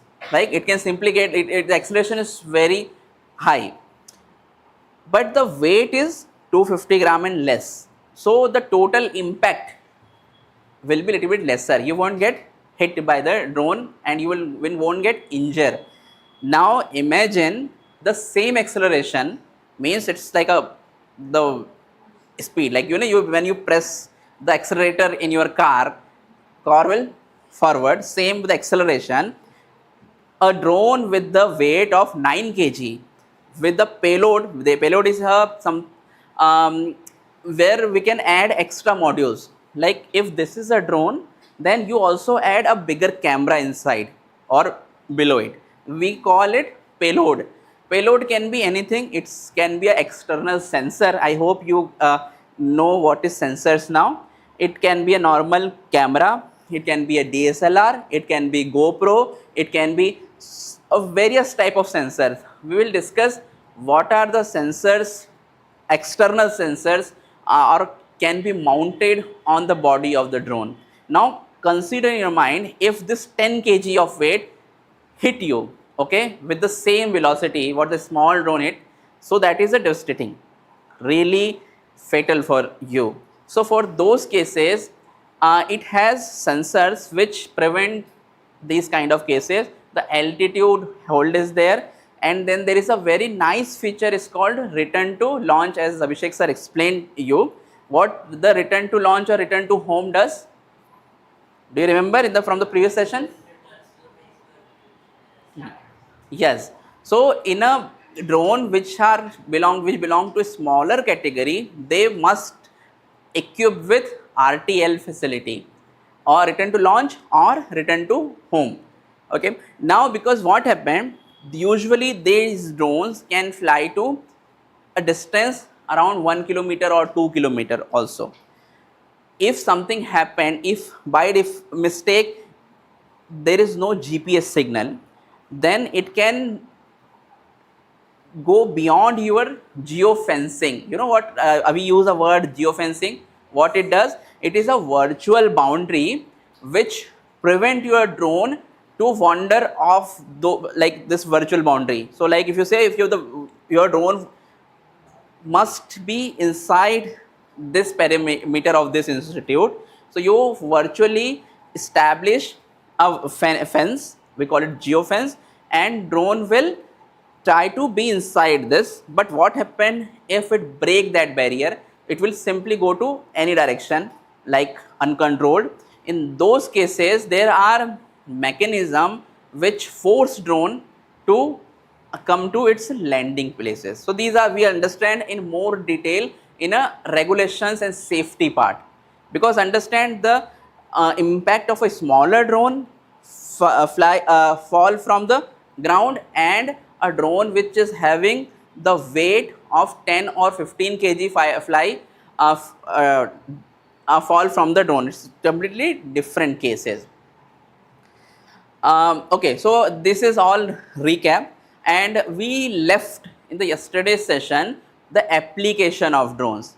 So you learn the smaller category drone, like you learn to fly the small category micro nano drone, and now we are discussing usually what you can do with the small category drone, which I just showed you in the other slide, like this one.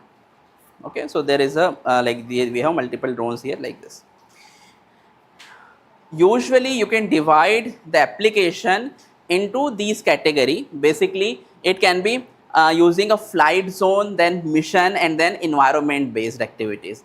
It is already been discussed, and some of you already asked, okay, what is the in the yesterday's class where to use those drones and so on. So these are the few cases. As a civilian, we might not able to do all those things on, like on the leftmost part, which is military purpose. Then we have here the civil, so like the solar power grid, aviation delivery, landing field drones, and so on. So solar power grid, like if you want, there are multiple applications. So places in India, we are blessed with lot of sunlight, so we can have solar panels. Now, if your solar power plant or panels are way high up, you simply cannot inspect it. Or eventually, if you mount, like today you have one solar panel, with the time the dust will accumulate on the solar panels. With the time, the total wattage it can produce will slightly decrease, and at certain point you see it is not at all producing enough energy to warm a simple like normal amount of water also, or no electricity at all. In those cases, in remote places, you can send drone to capture the data. Now today's class basically will discuss how to how to collect the data, because multiple faculties here. So we discussed the operations of drone, fundamental of drone, or what are the like different component of work. But today's class will understand, once we all combine, how to use a drone to capture real data and then analyze it for our benefit, real world application. Okay, so simply I'll just use one line, like in which domain, agriculture. I think we all can use this. So crop objective is crop stress yield, and these are right now not applicable for our case. We'll simply follow the objective. Like in the last class also it's been explained, crop stress. Right now, if you are having a particular crop for a larger area, any crop, and scientists already study each and every crop, and they say the greenery level, I'm just using a very simple terminologies right now, the greenery level is, let's say, X for a particular week of the crop. Like if you saw like a rice or paddy, in this case, after like 1 month, the color of this particular species should be this shade of green. What happened if you did a photogram, or you fly the drone, take the images, and you got a different shade of green? Okay, everything I am saying in a little bit more simpler manner. We use another word also, the color, for a signature, but that we can use in a advanced classes. Simply we use color. So let's say instead of getting that X type of green color, we are getting a different shade of green color, we call it Y. It's some simple word. Now this can indicate crop is not growing that well, means there is it is affected with either water stress, means if it is not getting enough water, or it is getting like more amount of water than required, or there is some disease, and that you can get just by the capturing images of the larger area. Like if you have 1,000 acre, 100 acre, 50 acre land, you can simply get the information, and not a lot of processing is also required. So this is really useful. Then there is a hydrology, like flooding, mapping, erosion. Erosion is something like if there is a river is flowing at some place, river will score lot of material and deposit lot of material. Because of that it can change course of river in the upstream, means in a mountain region it can get lot of material, it will deposit somewhere. With the time, the river, because of this all the deposition, like because what river does, they take lot of material with them, with its flow, and it will deposit in a planar region. Because of that, what happened, there is a small islands are formed, because those islands can change the direction of the river also, means the flood pattern, flooding can change. So if your place is not getting any flood in past 50 years, but because some activity happened on the mountain, some construction, because of that now there is a change in the course of the river. Because river changes its path, now there is a flooding which was not there at all. One of the example I want to tell you, there is a partial mistake from human and then nature also, like the Kedarnath flood, right? what happened? So there is a lot of activities, human interventions happened in the upstream, and then there is a specific case. So there is a lake form, but why this particular lake form? And then after there is a huge amount of rainfall, this barrier of lake is broken. Because of that, lot of water came to this Rambada area, and then this whole area is wiped out. And you remember this few years back, like this happened. Same thing can happen. Now how to prevent it? Like if you have drone, right? Now you have drone which can go to 1 kilometer height. The drone, small normal drone, it can go to around 500 meter to 1 kilometer height. Though we are not allowed to take our drone, but if we are doing a special type of survey with the help of government, you can go to, you can talk to them and you can take the imagery for that height also. Simple, before the, when year start, in month of March you will take one image, month of April you will take image, and subsequently in all monsoon time you will take one image. That's all. And then you compare it. If there is deposition, you can start getting the feeling now there will be flood. So using of drone can be really powerful. You can literally save life of lot of people.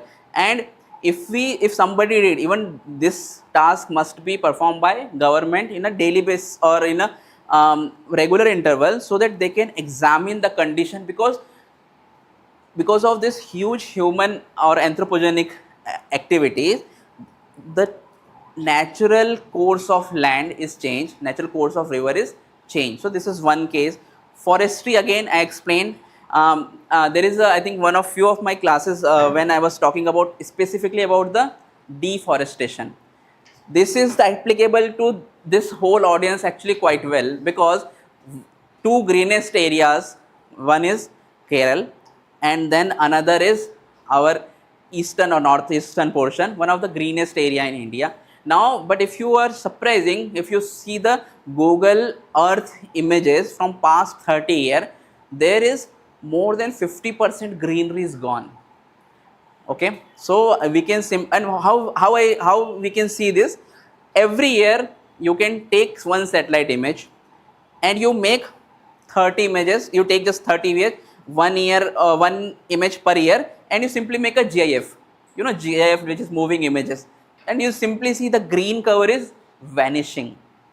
Okay, then if it is vanishing, it's our responsibility or it's government responsibility to at least examine why it is vanishing.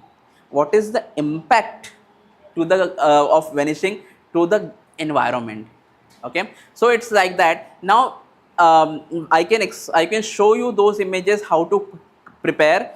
Even I can show you, like if you have this like your village or your city, we can also understand in like past 30 years how this land cover changes. Means initially there is a completely greenery, then there is a road, then there is a bigger road, then there is a lot of development, and eventually the bigger farms reduce to small green patches. That's all that we can do. We call it land use land cover analysis.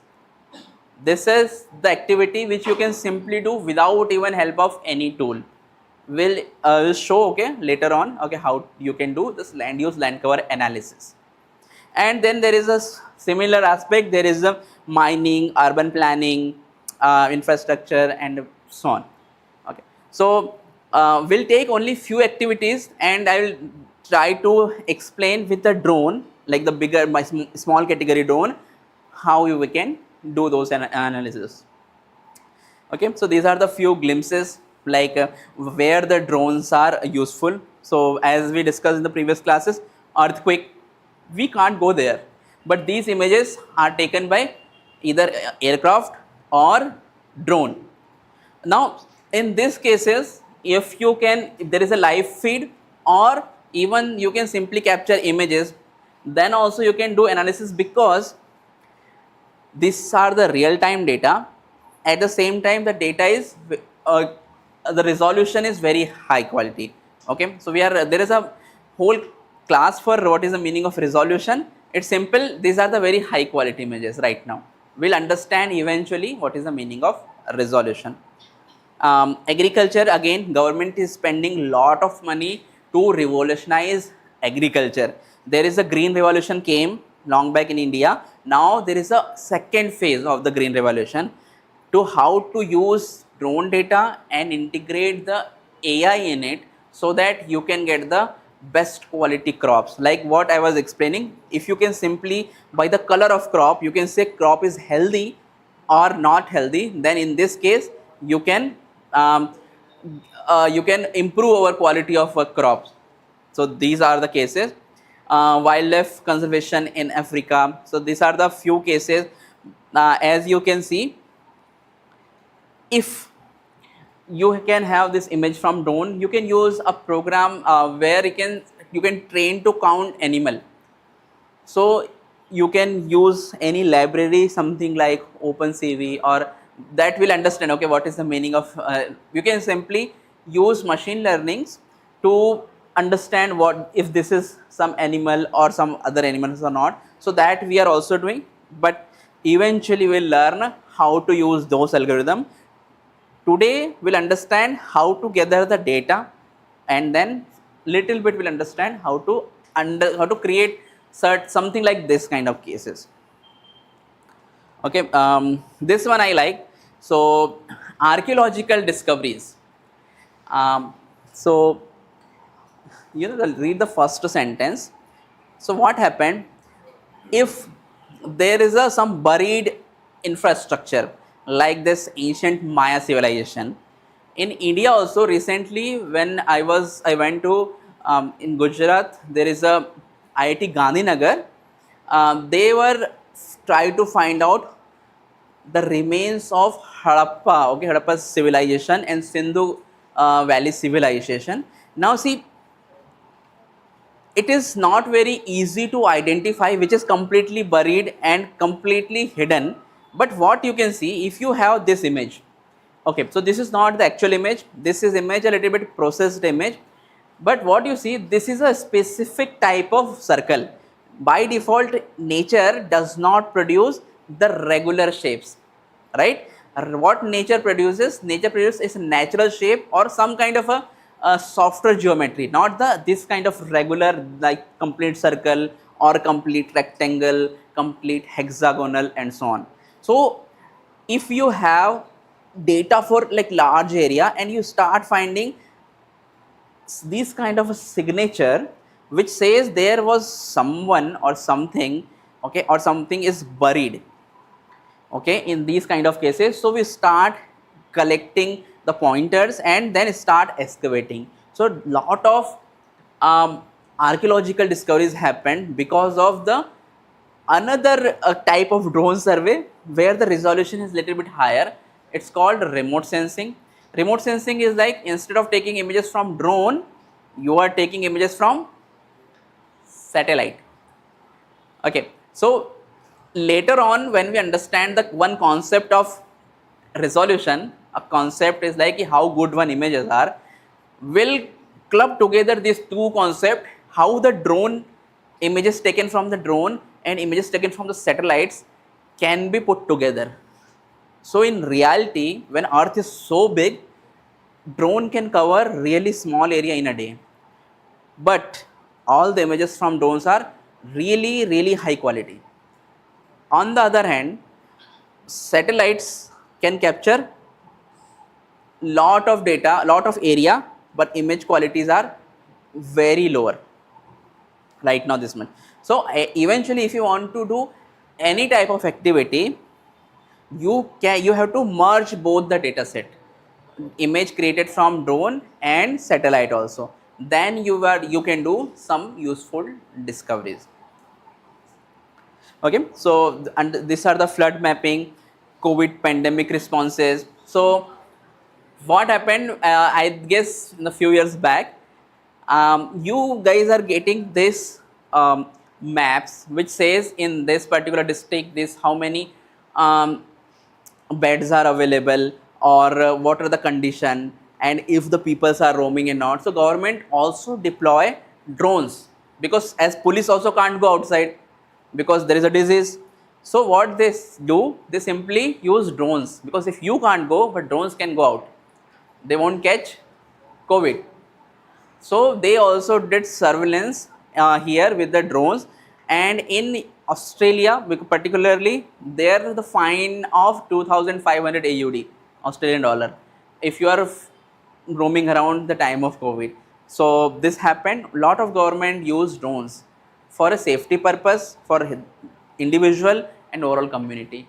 So these are the activities which you can perform using drones.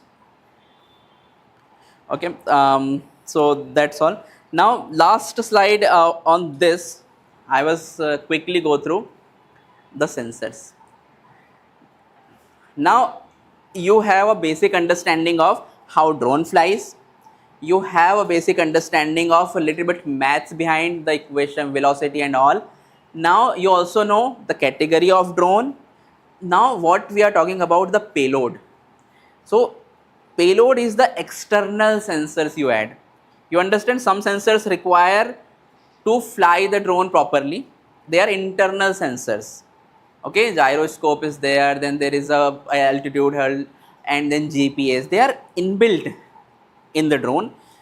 Few sensors can be replaced like a module, and you want to do some other activity, you will use other sensors. So these are the external sensors. Now if you are taking photo with your mobile phone, that photo we call it red RGB photos. Like those are the photos same like what we see as a human. And also how scientists created normal camera so that it will replicate our vision. This, like, there is a no issue on that. So that's why mobile camera shows photo, because it should be similar what we see. Like if we see that switches are white color, so my mobile camera also show those switches are white color. If this table or this chair is black color, then my mobile camera also show those are the black color. But we are living in a red, green, blue kind of a world in this case. But how many of you have CCTV camera at your home? CCTV camera, I think outside we can find those cameras. Okay, one more thing. So if you have this TV remote, so not the Bluetooth, the older kind. How many of you have this older TV remote at your home?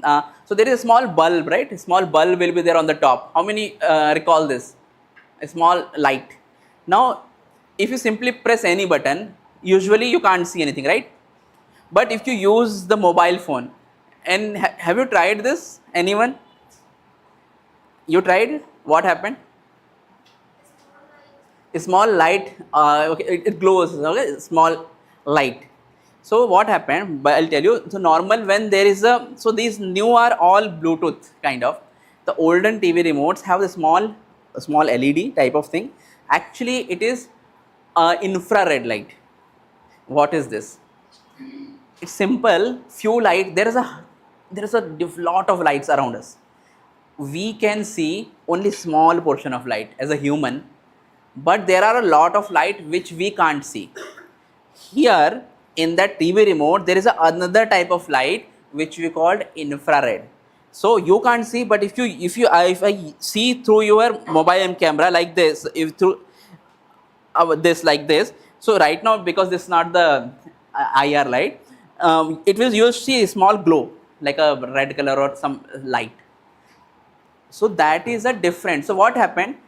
Why in the same light will be used in our CCTV camera? You know that on the corner there is a camera most of time. Now those camera have lot of those lights. What we have in this remote, olden remote, what they do? We can see in this room because there is a light from outside and there is a light from these tube lights, right? So these are our main power sources, main light source. What those CCTV camera does, CCTV camera has also this infrared light inside it. They also glow, but only thing is that light we can't see, but other cameras can see. So if you have in the night time, when you can't see anything, but your CCTV camera is still show feed in the TV. Why? Because it uses that invisible infrared light, and from that it create one image. That image is black and white image. What I want to point out here, in reality there is a lot more lights what is there, but as a human we can see a very small portion of light. We call it visible light, that's all. And infrared light is also there, which we can't use. Now we can use for these in a night photography. Okay, infrared light, okay, you can use. So you will get like these kind of images. Then there is a lot more sensors are there. What they do ultimately, the only one task we have as a human, if there is a this much light is available, we can see small this portion, like literally we can see only this much. What about the remaining portion which we can't see? For that we use sensor, the different type of sensors which can capture that light, and using computer or using this sensor will get an image. Now those images are something very different which human can see, so definitely they won't look like a normal images. Whole different branch of photography is there. Okay, for that I'll show you those images, but those images are called false images. I will show you later on what these false images are. So let's see, actually quickly see those false images right now.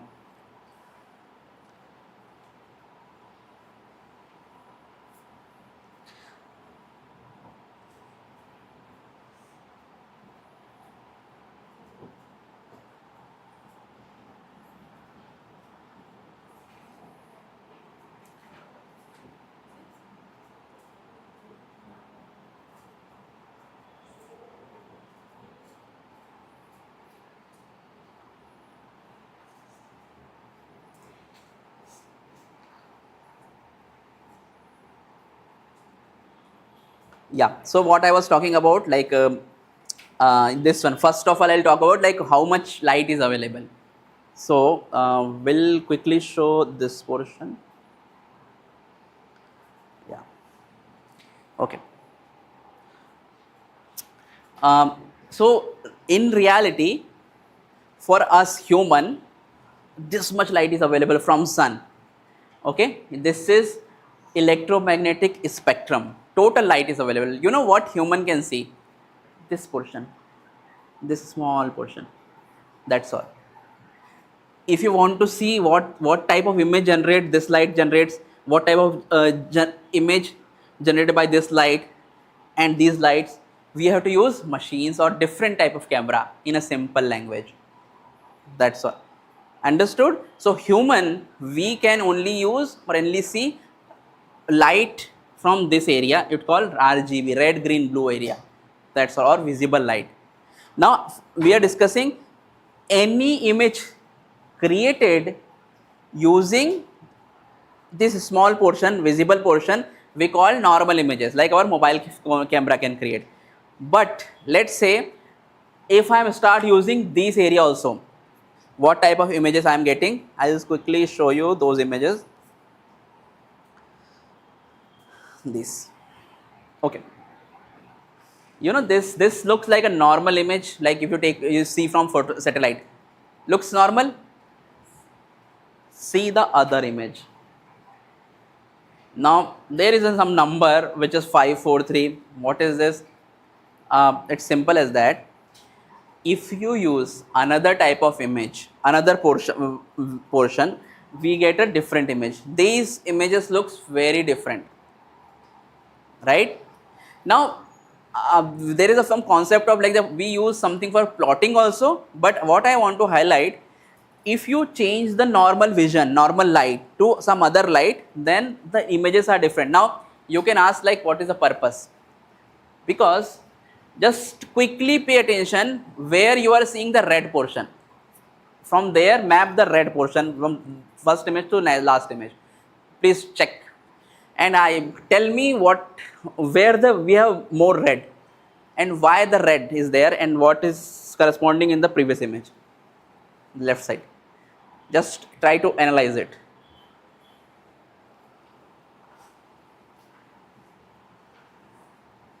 Anything? What? Green area, 432, Yeah. 543, that green area, the red one is. Yes, red one is. So this is the observation you can also make. What you are seeing here, all the red, actually all the green here is completely mapped to red color here. Now why we are doing it? So see, you know, normal mobile camera, we can see green color really good. It's fine, we are seeing green color. But you know what is the best we can see? So this light which we are talking about, this infrared light, which you have this small light in your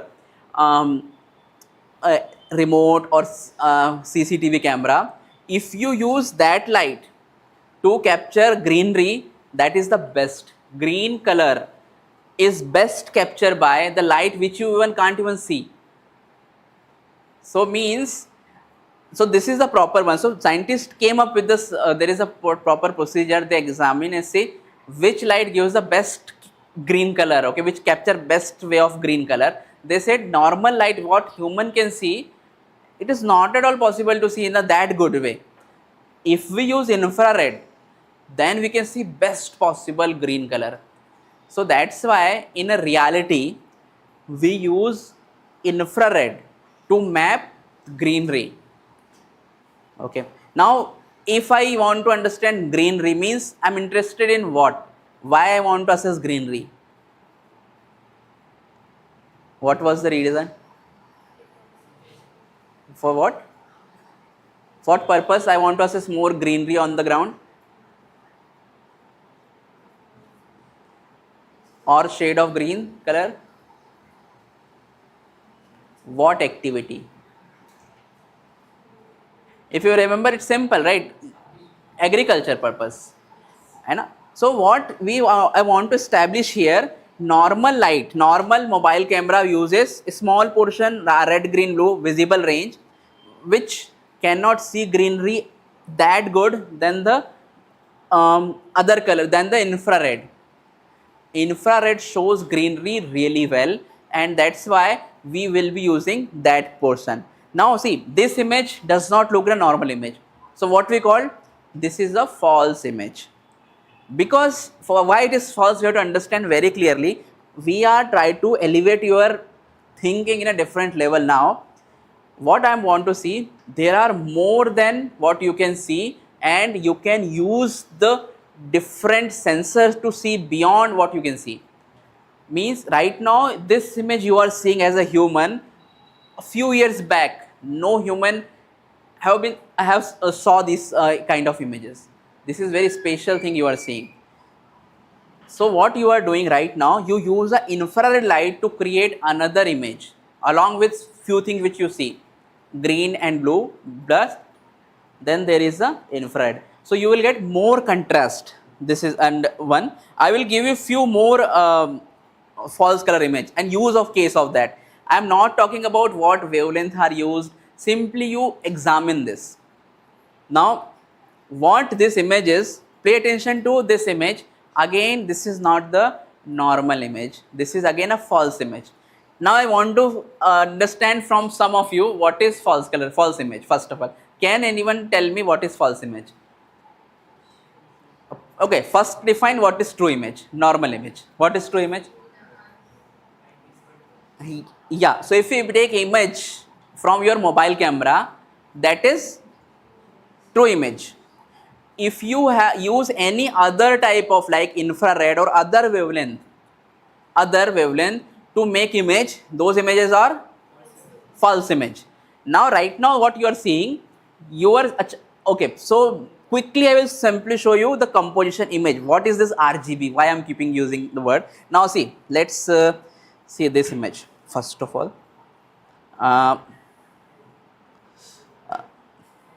So Now I will show you actual image. It is a perfect nice. Can you recognize this area? Which area here? It is near it here in Kochi only.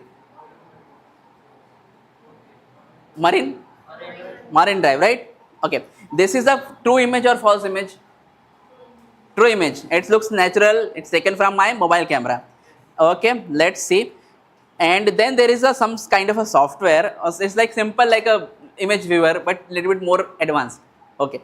Now what I did, I will simply open this image. I will just hide this right now.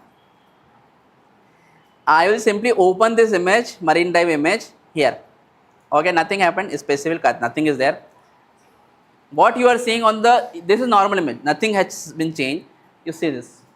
Automatically, it says this is not one image. Actually, these are three images. You know, so now what is any image you take from it, you click from your mobile camera, they are not one image. They never been one image. They are always three images. What? That's why you are seeing three bands. One image is created from red color. What is the meaning of image created from red color? It means when you shine red color light on some object, how it will reflect to your mobile camera and what image is created. One red. Then there is a green color light. If you shine the green color light on this area, reflect to your mobile camera, what image will generate, and similar with the blue color. So it means what happened in a simple crude way, when you click an image from your mobile camera, there are three images, not one. You combine all together, you will get this one image where is red, green and blue. Now you can ask simply, sir, where is the red color in this image? Can you see any red color? No, there is no red color, right? Or maybe there may be some shade of red, okay, somewhere, but there is no particular red color. But if you can simply ask, then there is no proper blue color also. Apart from this sky, there is no proper blue color also. And then there is a green, lot of greenery is there anyway. Now see, you have to think in the concept of blending of the colors. So what I will do simply, I will disable the, I will simply show you what image will get corresponding to red color only. I will just delete the two other images. Now what I am doing, I have one image of Marine Drive, and the people who didn't go to Marine Drive, I think you should go, right? It's very nearby. You guys can go. So what I am trying to show you, I am just showing you one image corresponding to red color. This is your same image taken from your mobile camera. Now what I will do, simply I will just delete the two other bands. And I plotted, because this is a red color image, so I will just simply plot in a shade of red only.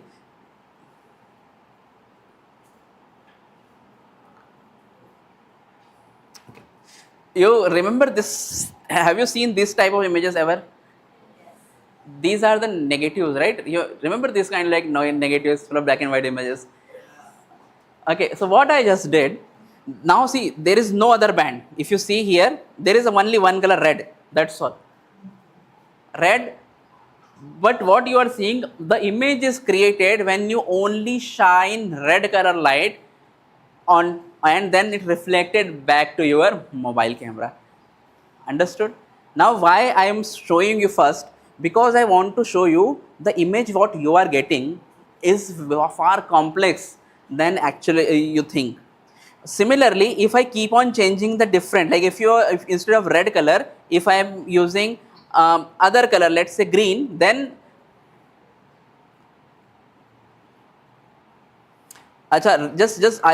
before I press OK, you just take a mental image of this in your mind, okay? And what will happen? And you see this, I use initially red color. Now I'll use the green color. You see here I am using the green one, the green color, and I did something like some other stuff, and then I'll press apply.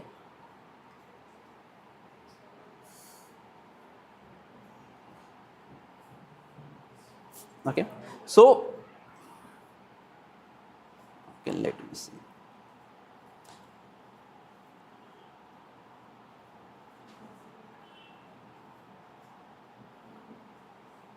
I'll just simply show in a different manner.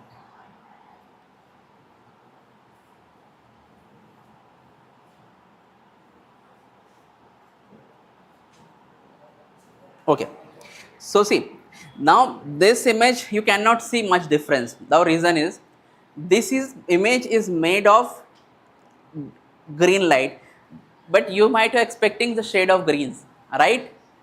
See this, I will give you a very like something which will twist your reality. You know, colors, what you see, these are fake. Colors are the concept for human only. This is true. The color what we see, they are only for human. Computer does not see color the waves we see.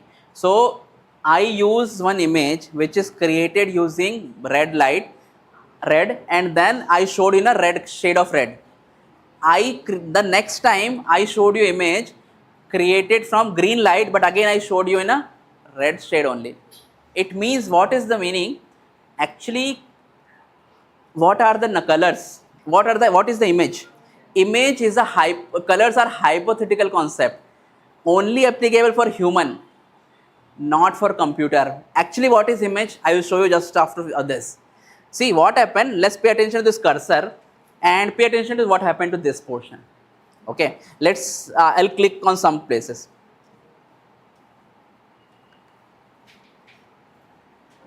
See this portion. What happened here? Some numbers are changing.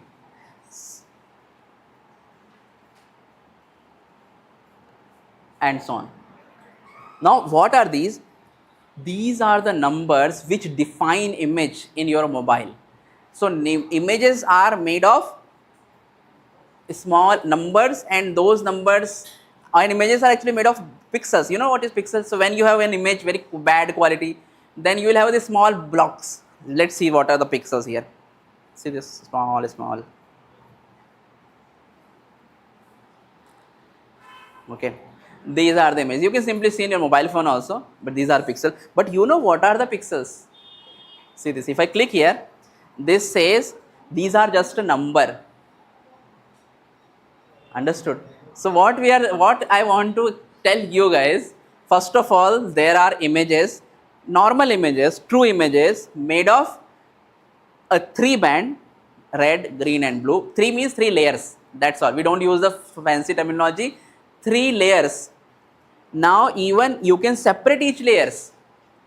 It means your mobile camera is always capturing 3 images, combining it together, and even these images are made of numbers. So ultimately what you are having, have you used Excel ever? MS Excel, oh, there is a row and table.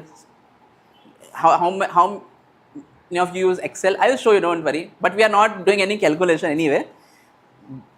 What we are trying to tell you right now, like what the composition of image.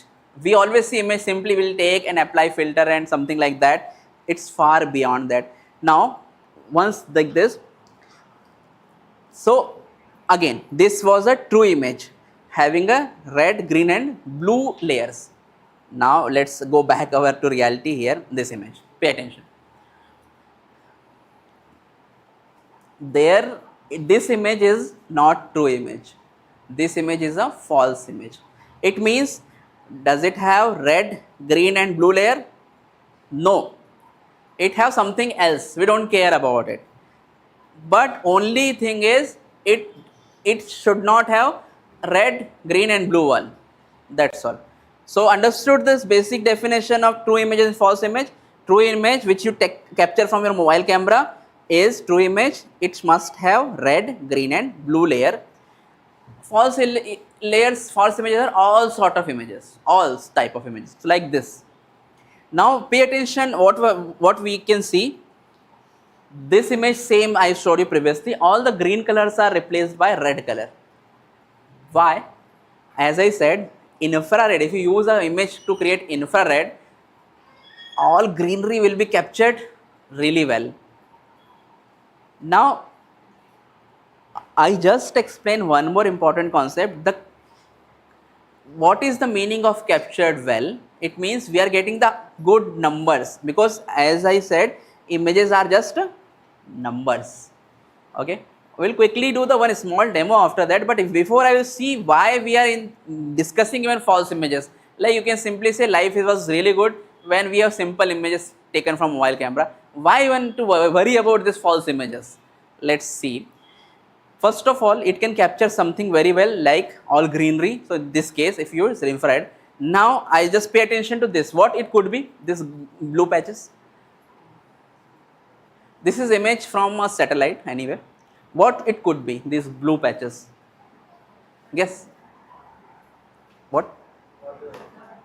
It's water, right? Simple, like it's simple water. Okay. Pay attention to this portion, specifically to this portion. Now see, where there is a water, so it's showing the water. Now, same image, but a different type of false image. Now, what you are seeing? We'll just quickly go back and forth like this. This. What you can expect, what it could be? Same image. Guess. See, pay attention what happened, then there is water, then what is the surrounding of the water? Yeah, correct. Anything. See, there is a water and then what as a surrounding of the water? Great. Fish, but again, this is too much, it's a very coarse area.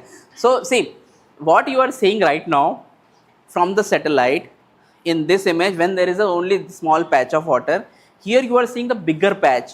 See, these are the moisture.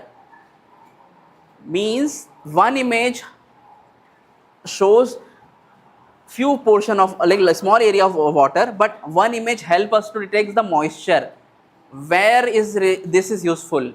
From satellite, if you can assess the total water on the ground, on the surface of the ground, and forget about the visible water, if you can the moist soil also. Why it is useful, and just consider this or think about this. Means agriculture purpose or flooding purpose or all sort of purpose, when you can get the, you can assess the moisture also, how good it is. You don't even have to go there, and you can simply see the how the moist the soil is. Do we have to water the area or not? That's all. Okay, see this image and you will appreciate this like this way. Yeah, there is no moisture detected, only visible water is detected, like what you have in the pond. Here even you can see the channels also, like from where the water is coming, and the moisture having a little bit in lighter color. That's all, which is not possible in a true image. Image is taken from normal camera, normal mobile phone. You will simply see the visible water, what you see in a Google map. But to see the moisture, to see the different thing which is completely hidden, you have to use these kind of cases. We called moistures, okay, in this. So I hope I clarify with the drone or with the satellite why we are using different sensor. You know, normal sensors, mobile camera, if you simply tie your mobile camera, you will get images which you can see, only visible thing which you can see. To see the hidden portion, you have to use a different sensor and from generated images from those sensor. That is, you can only see from the these kind of cases where we call it false images. Now I will tell you the actually the true name of false images also. So the proper name of false images, you don't even need to remember. Actually, it's called false color composite, and the true image color images which you take from your mobile cam is called true color composite. Don't need to write it down, even you don't need to remember. We just, this is like a brush up, okay. But I want to see what is the utility of the drone or these images which you can take. You can have multiple sensors. That's what we want right now. Now how to capture these images, how to analyze, how to prepare these images are completely different, and we are not even touching those. It's good enough for a orientation type of cases. Okay, so okay, so there is a not like there is a multiple versions for a whole family of false images. So like this is one image, and then there is so this is the true image. What is it? Yeah, this is actual image. It should look like. and then there is a same image, you will use a different type of combination, you will get different type of false images. Example for you guys. Okay,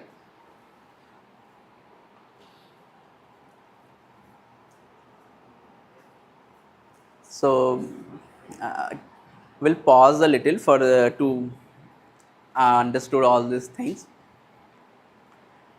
So till now you have any question or like anything, like we can completely discuss how images are created from your mobile also, that is also part, but anything else if you want to understand or have any query?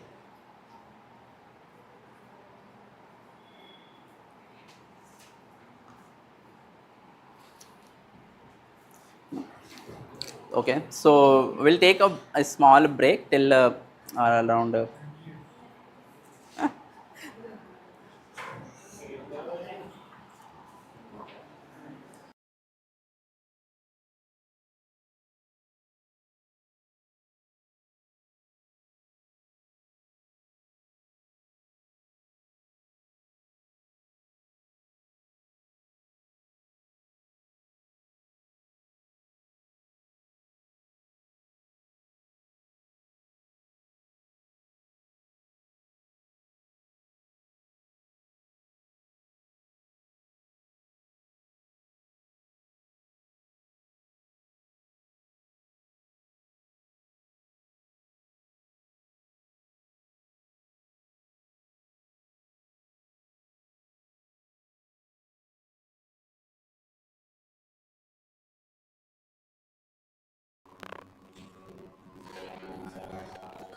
okay.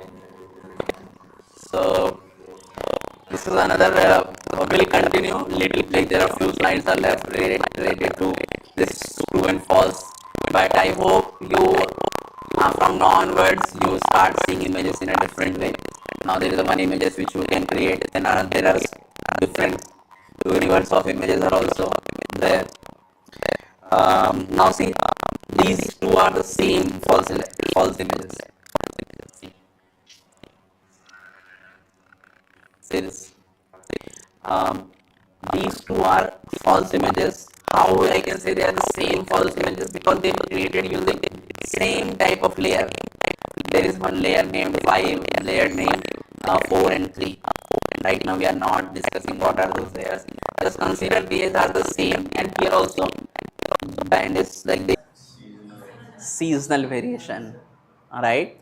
So though images are same using same composition, but these looks completely different because they highlight the weather effect or season effect, spring and summer.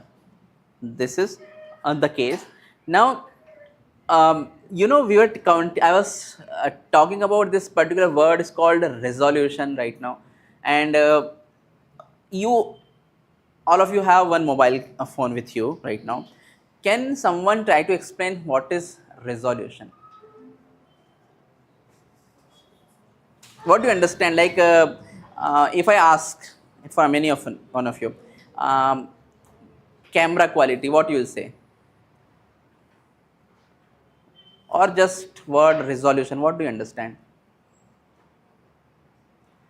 Resolution of your mobile camera. Okay, in another we'll discuss something other way. How much megapixel your mobile camera is? Can someone tell me? um, megapixel, like we usually denote like a quality of our mobile camera using megapixel. Anyone? Yours? 13. Anyone else can tell me? They know, Okay, so even if you do not know, so maybe I'm a little bit older in this regard, because but when we buy usual mobile phones long back, we always see all the aspect, and one of the key aspect for us are the how big this megapixel. It signifies for us the quality of camera. Bigger the number, in this way we will have better the resolution. Simple as that. So this word says megapixel. Mega usually if you see this particular prefix mega means 10 raised to 6, 10 to the power 6, like this. Okay, like this. So you like mega. Okay, so in this same, like you have like million, billion. Okay, so again then there is a mega is also some number, megapixel. It means, you know, remember I just showed you the pixel in an image. I use some image minor drive and then we zoom enough to saw one pixel, you know, and then now correlate this with your mobile camera and it says the quality of your mobile camera. In this, your mobile camera can create one image of this megapixel, let's say 12 megapixel. Understood this? Now why this is important? Because right now what we are saying, in one image, your mobile camera is creating 12 into 10 raised to 6 pixels. Now let's forget about this. Let's make a simple image. Now quickly we'll go back this.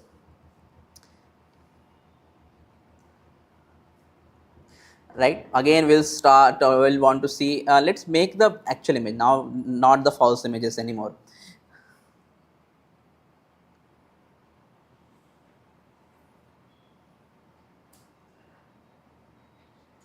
Okay, this is a normal image. Let's see one pixel now, like this. Great, we can start seeing the pixels.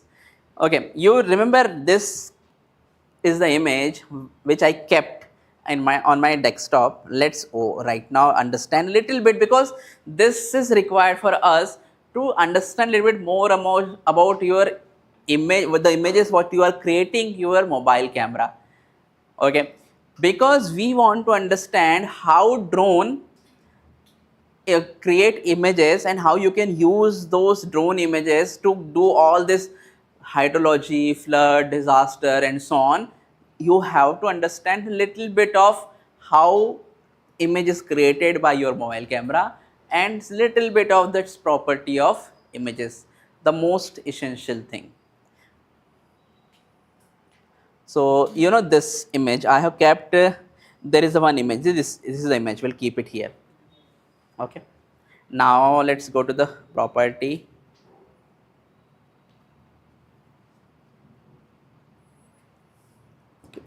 So there is a few things like size. If you go to in detail, it's dimension, and here it's size, width and pixels, like there is width and height. Now this image I downloaded using by WhatsApp. By default WhatsApp compresses the images, so that is why there is a image. So this image is having 240 pixel and 1280 pixel. Now where this 18 megapixel, 13 megapixel and something come? So see, now we'll do something more interesting. Let's open this image in Paint just to see. Same information is there, so don't need to go to property and all. See this here and so on. Now what, once you said your mobile can create image 13 megapixel or 12 megapixel, let's have another image. So multiply these two numbers, 720, please use your mobile and tell me this 1280. Can you multiply these two numbers using your mobile?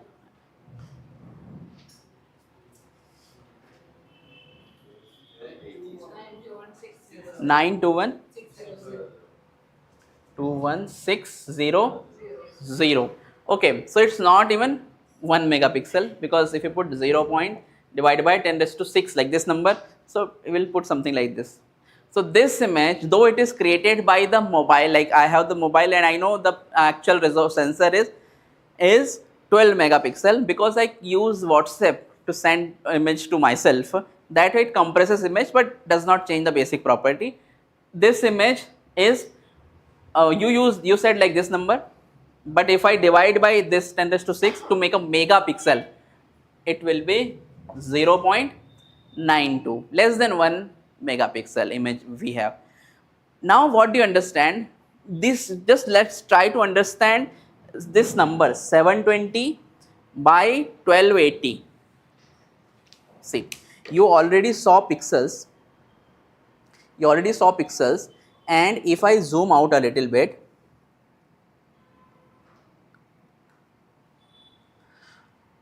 so if I count pixel on the width this direction from here to here, how many pixels were there? 720, that's 720. So here like this, if I go in the upward direction, how many pixels will be there? 1280. Total pixel, if you want to do to calculate all the pixels, that's why multiply those number. Total pixel came 921600. Okay, so when you click photo in your mobile, you get image of let's say this number something like 13 megapixel, right? So it's like it can be this type of image. I use 12 for easy math, so then 3000 and 4000.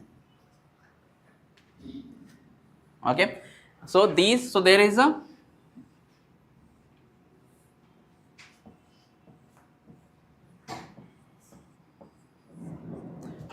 3000 columns, 4000 rows, these many pixels, each pixel. What we saw initially like this, 1 pixel like this. Okay, like this, see, we start seeing pixel. 1 pixel is highlighted like this, like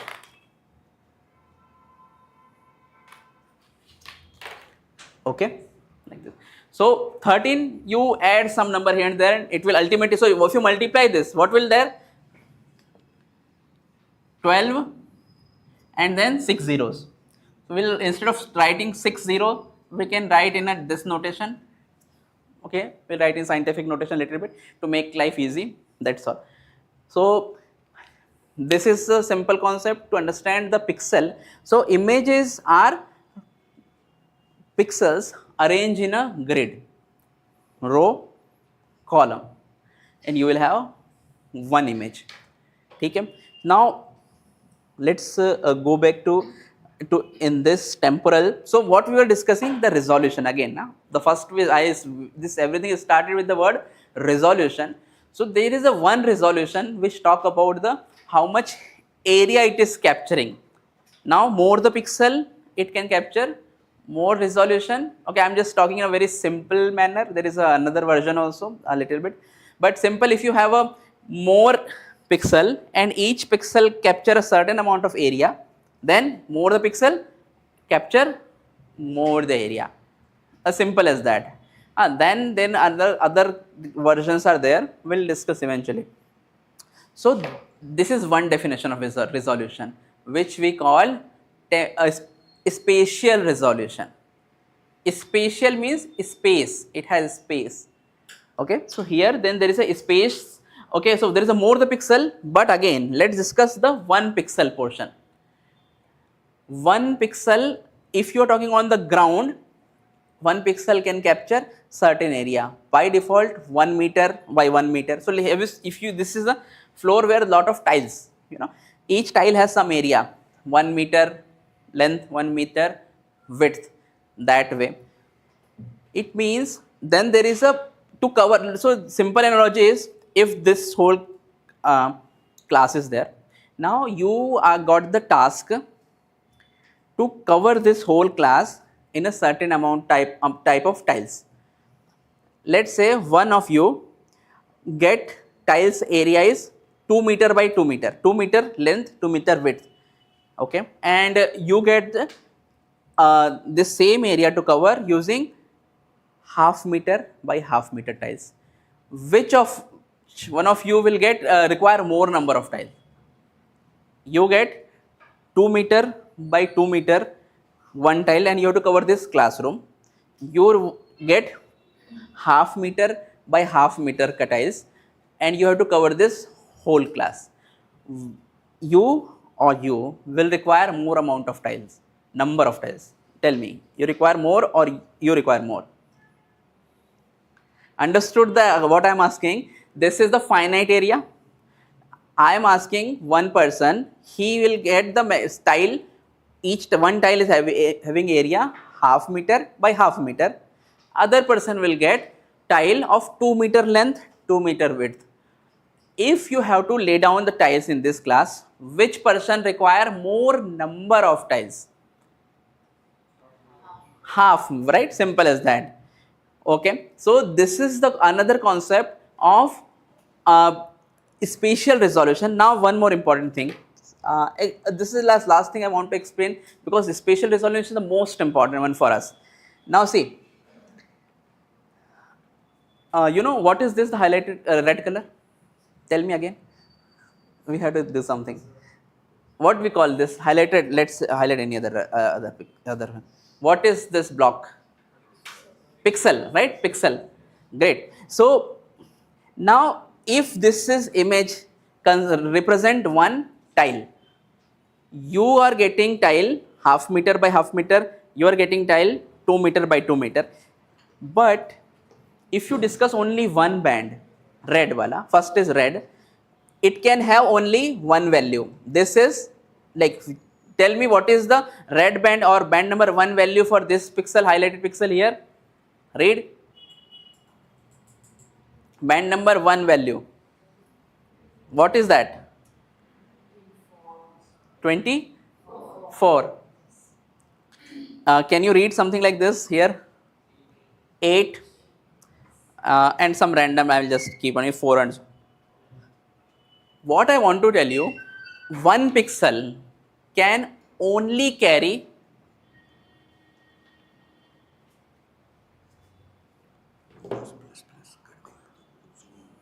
अच्छा अब उसको बंद अच्छा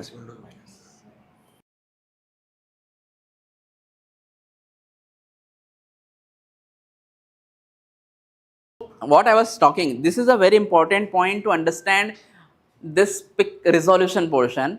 Now what, each pixel can have a maximum value, only one value.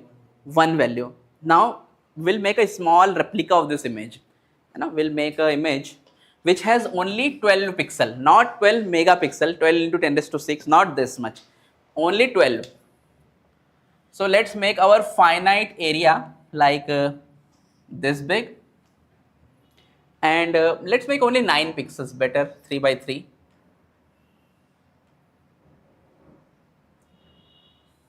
Like this.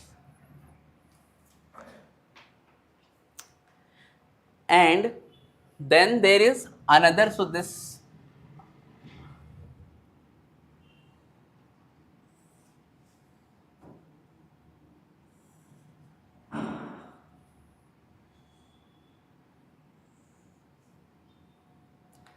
area is same for both images, because why I'm telling this is an image, because it has pixel. How many pixels are there in this image 1? Okay, 9 pixels. How many of in image 2? 4. Okay, now let's discuss what is the maximum number, maximum values I can fill. Like I can write 2 numbers inside it. By default, pixel can take only 1 number. That's all. That's all, 1 number. 1 means it can vary like from like 1 to some number, but by default the total number, like it can have a 37. That's all. It can have 38, but only 1 number. Okay. So if I want to put numbers here, so maximum how many different number I can put in this total? 1 on this, 1 on this, 1 on this, then total number 9. That's all. Okay, 9. Total number, unique number. In this, how many numbers? 4. So total 4 number only. Now see, this is the concept of spatial resolution. If you have a same area, but your one image is having for the same area higher number of pixel, you will have a more diversity. Okay, and here for the same area, you will have a less diversity, only 4 numbers are possible. So you will have a less color contrast. Like here you can have a shade of green 1, shade of green 2, 3, 4, 5 till 9 shade of green. Here you can have maximum shade of 4. Means only 4 pixels are there. This is less, this is small, higher, so means higher resolution or spatial resolution, means ki pixel are having small size, smaller size, then more number of pixel we can fit. Pixels are having larger area, less pixels you can fit. This you can grasp. Consider in your mind a finite area like this classroom. Example like a student who is having 0.5 meter by 0.5 meter tiles, they can have more number of tiles in this class, and each tile can have different values, so more contrast can be shown. But a student who is having 2 meter by 2 meter tiles can require little lesser tiles, so that less unique values can be put. Now more the number or you can have, you will show more diversity in the image. It means higher the spatial resolution. Okay, now this I know this is like too much, but just by a image portion, like your mobile image is having so many things. So now that's all. Like we have a spatial resolution and we do not want to understand, but why it is important.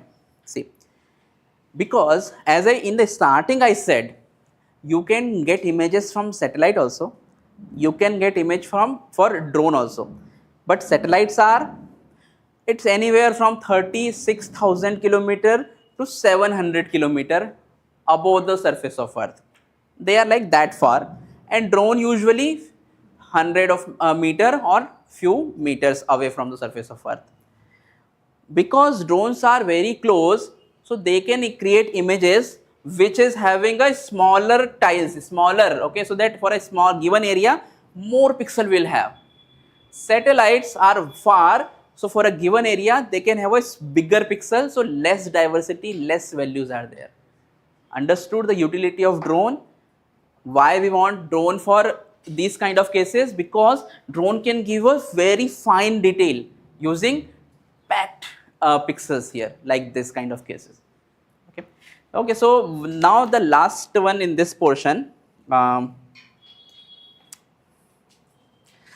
What I want to show you now. Just I'll bring a mouse. I'll bring. Sir, mouse मेरे bag में है.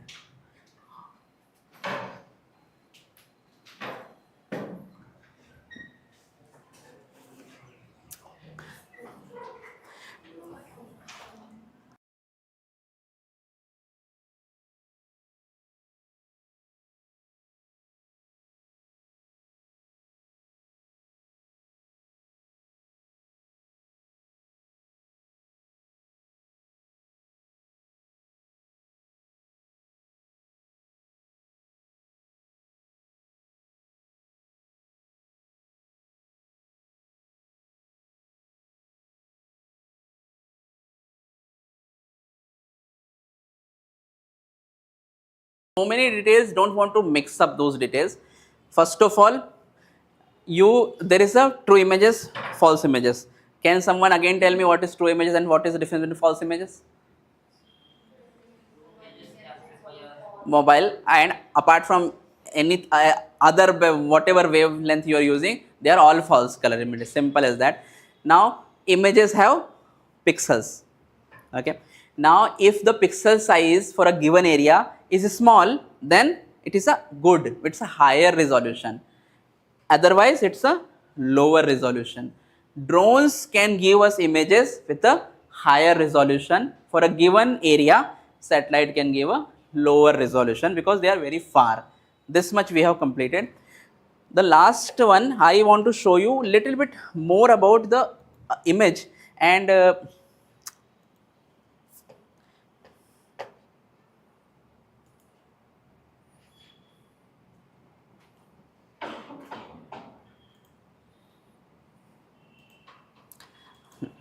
so as also we discussed, images are whatever you capture, you have those images in grid formation, means rows and column.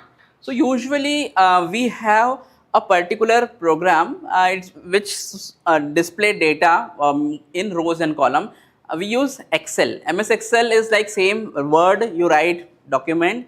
Excel, you are grids, row and column. So what I want to show you, the same number, and pixels are, they are just numbers. So this activity is strengthen your understanding of an image, which shows images are just numbers again. Now, so we'll try to understand, see the images actually. So what I have one image, very nice, colorful, it has all sort of colors, like, okay. Then I have another image, like this is the big image, good. Then if you crop this portion, like this small portion, then I have this one, okay, this small image. The reason as having the very small images, so that I can restrict the total pixel. You remember, if you have more pixel, then you have more rows and more columns. Now to see this virtually here, I will simply again open in this image. You can open this image in Paint. If you are using Windows, you will have Paint, and anyway any other program you will use, you will have some way to see the pixels like this. We'll just, okay, how many pixels are there in this image? Can you read? In this case, just a minute, yeah, here this, okay. So very small, we have total this much pixels only, 1986, that's all.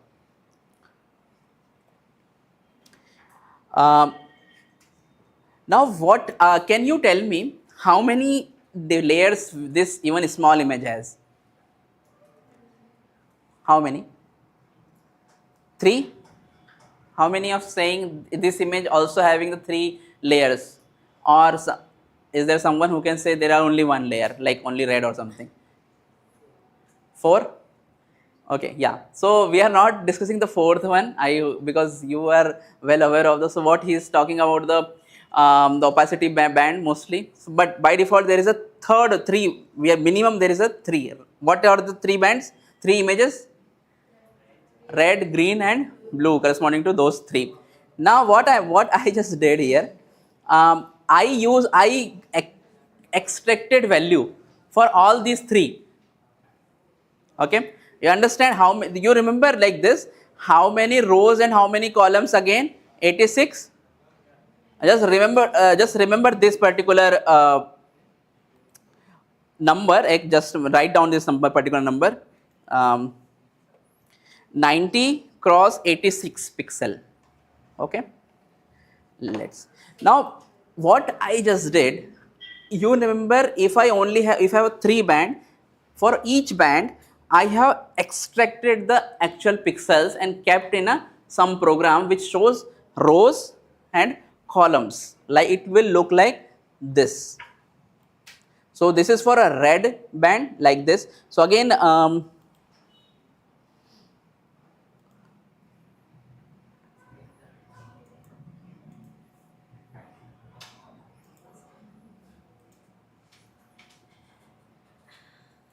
like this. Okay, so this was the image which you just saw, the small image, and these each for a red layer I have this number. So when I was clicking on the another software, numbers are appearing, you are reading same number for each pixel. I have this. I hope you used, some of you might have used this Excel program. If it's not, it's simple like a table, that's all. Why we are using this table? So that, and I will show you, it is the total rows and columns are, if I go in this direction, okay, 87, which is, if you consider the header first row, remove this to 86, and if you are going to the other direction here,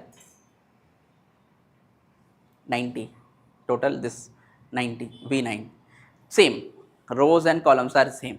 Now what I am doing, because now what we are understanding here, how the images are generated. Now if I assign colors to a number, simple as that, like I said, if 0 is having a black color, 1 is having slightly gray color, 2 is having little bit more gray color, and subsequently the last value, let's say 100, is having white color. So it is a transition from black to white. 0 is black, 1 is white is 100, let's say. I assign some number, or I will use something like but first I want to see, what was the pixel size you saw in this here in QGIS, what is this particular tool? Yeah, most of time we see pixel is like a squarish like this. It need not to be square always, but here we saw a square because this is the way we used to see images. So what we do, we also make each cell. Right now this cell is square. No, its width is a little bit higher. So what we'll do, quickly we'll make this cell square. Some pre-processing I am doing. I am making width 5 and okay,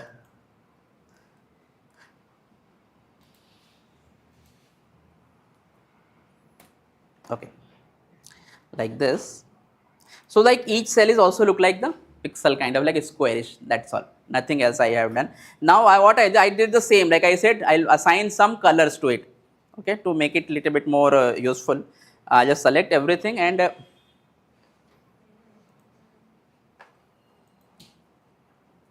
okay, so let's assign color something like red and green, okay, like this.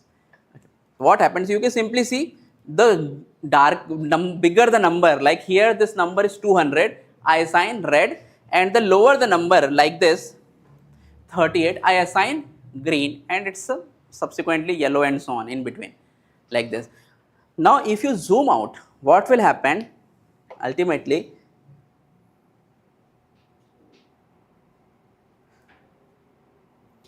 okay, what you are seeing now, this is the same image, but actually what we zoom out, we zoom out just the numbers, but what we are seeing, an image. Understood? This is the, and we are getting this is a kind of image, not the exact, because why it is not the perfect image, because first of all we only use one band, okay, red one. You can do the same for others also.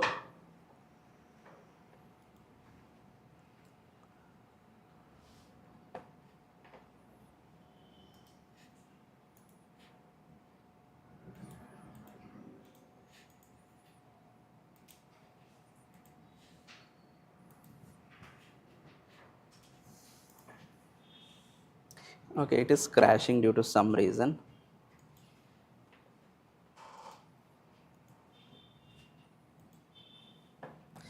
Okay.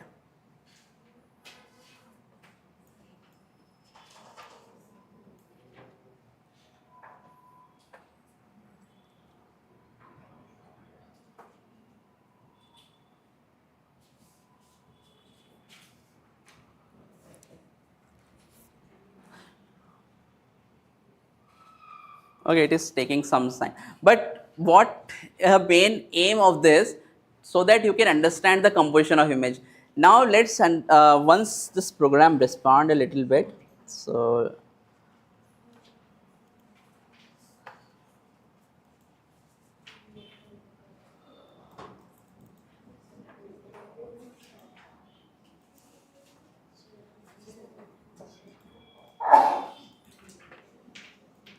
it is getting hot, right?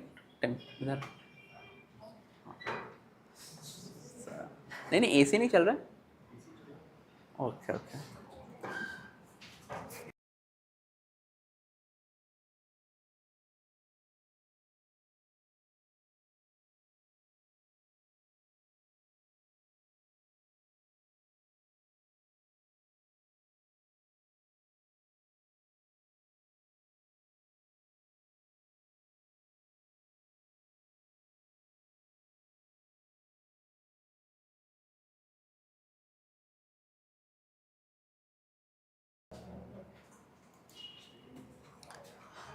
हाँ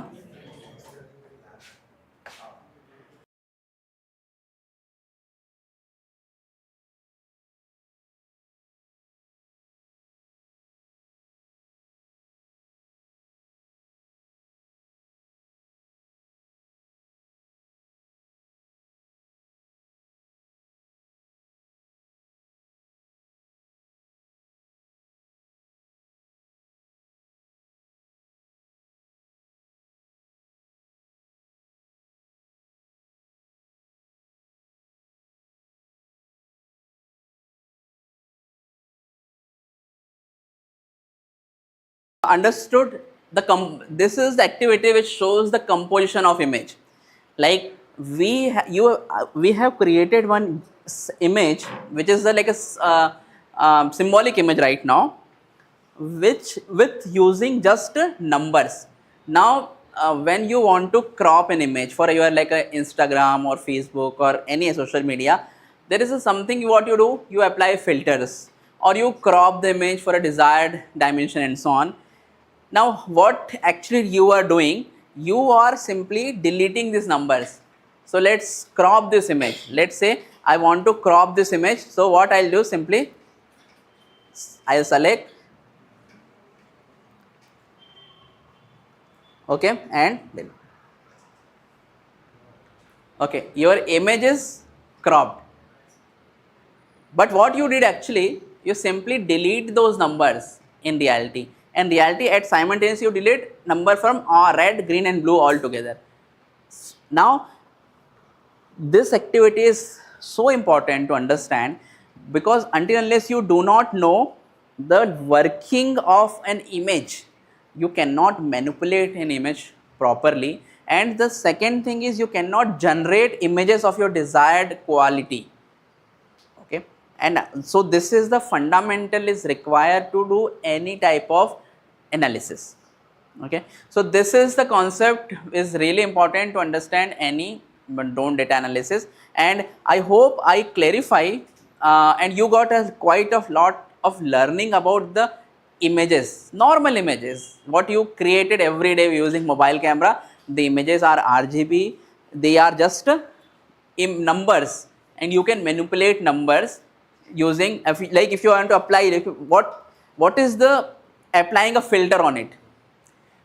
Because if you can multiply this number with some number, so number will change, or if we call it applying filters, like you can do some kind of application, the appearance will change. Like you can apply like this cloud, okay, this number, there are some numbers are like this. So what happened, instead of this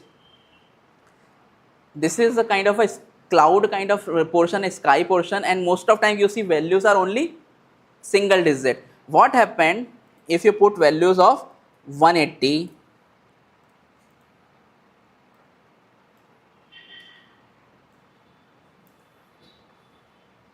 see 180, I didn't do, I simply created one cloud.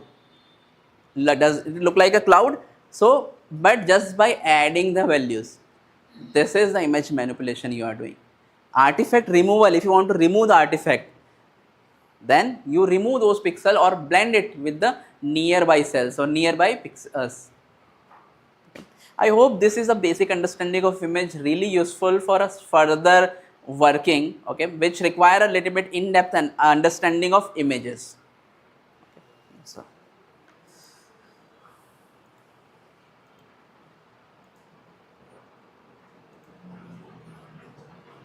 okay, so this is the image I was talking about. Now little bit easier stuff thoda sa. This one I was talking about, animation shows deforestation in Assam. Okay, now this one again, it's a GIF, and GIF is like, if you have several images, you put together and you will get the animation which says the green cover is decreasing in Assam, and you can see that this is a true color image, by the way, which you are getting from Google Map or satellite, because green is green only, no red and something like that, different combination. You see here the years are there, 2004, 5, 6, and you can see this greenery is going away, moving upward near the mountains. Means in the planar region, people are convert those agriculture this forest land to agricultural land, and they are making or they are just settlement, means they are preparing, they are making their houses and so on. This is one.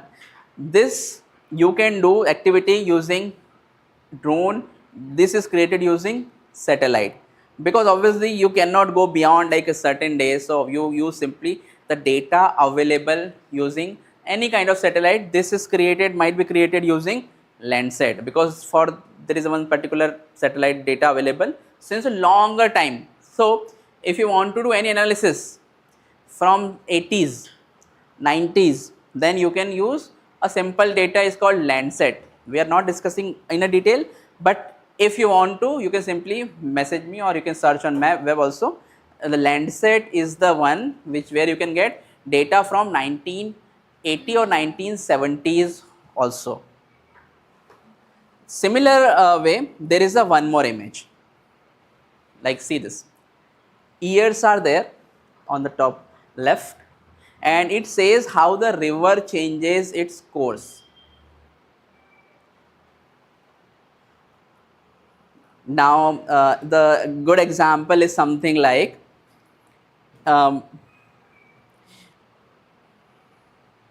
let's say if your house is like a somewhere like near like this place, so how the river is, initially river was here and then your house, it is moving towards your house and vice versa.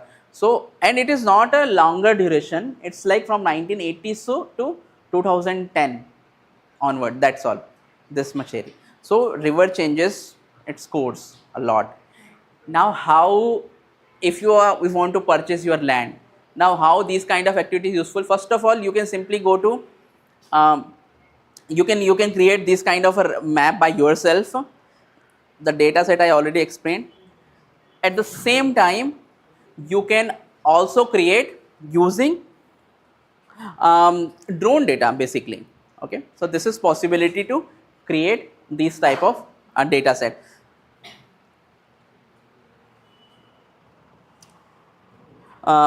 We are skipping our this portion right now.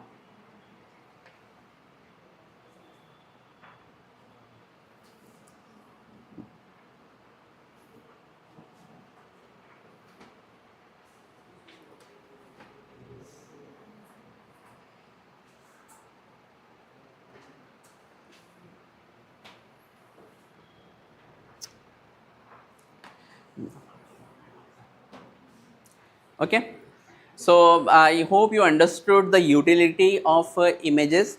Now, as I explained, you have to use drone, but when you will use drones, you remember this condition.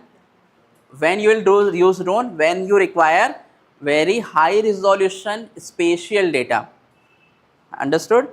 At the same time, you require remote sensing data sets also, which give higher temporal span and good enough data, which is having more coverage and bigger pixel. Okay. Now one small aspect about this, using high quality data means higher spatial resolution data and lower spatial resolution data. You know, like when you click images, like if you are like old enough, so like in this case, if you are taking images 10 years back, you have a very normal camera where the image size are usually in some kilobytes, KB. Remember, I think something like that, like olden days. Now you, what is the usual size of image you take from your normal mobile camera? Disk, like do you usually check, like usually a size of image, sometime your disk is keep on filling, so mostly it's in a megabytes, 4 5, and if you are using DSLR like the bigger cameras, then usually it is more than 20 MB or so, depends like how the compression, if it is raw or what. So there is a we can say you have to consider, you do not want to use always high resolution data. If you can completely work with small low resolution data, then there is no point of using high resolution data. Why?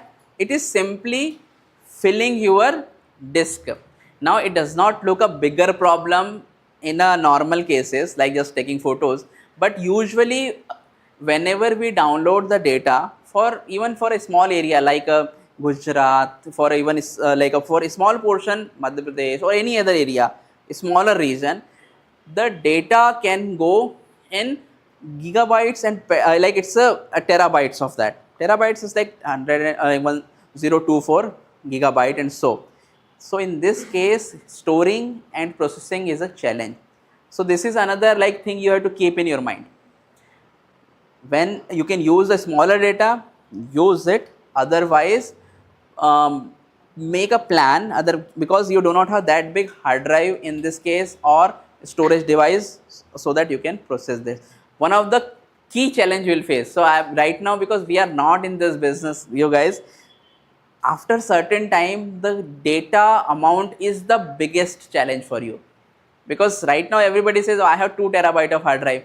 In a single operation it can be filled, not even a single, sometime it can be like 1,000, so it can go to petabytes of the data in a single operation.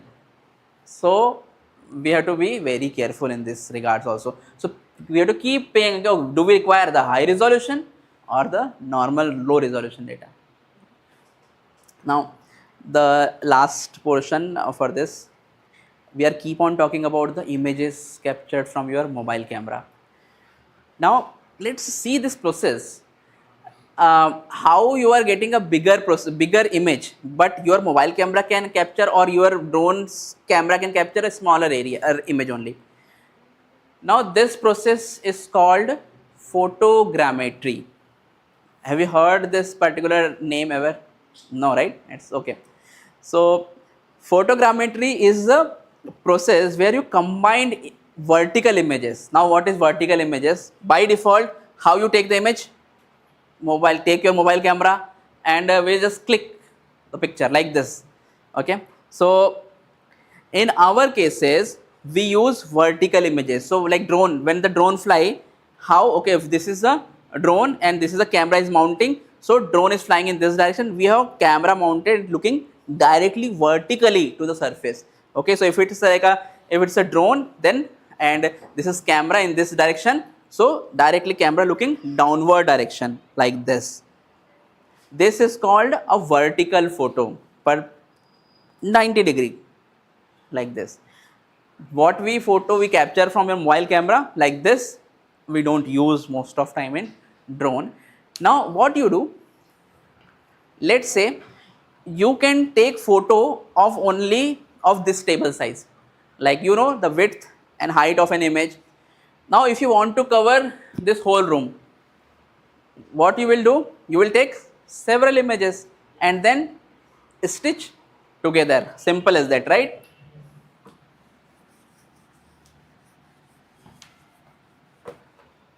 Simple, like if you have this room and one image can capture this much area.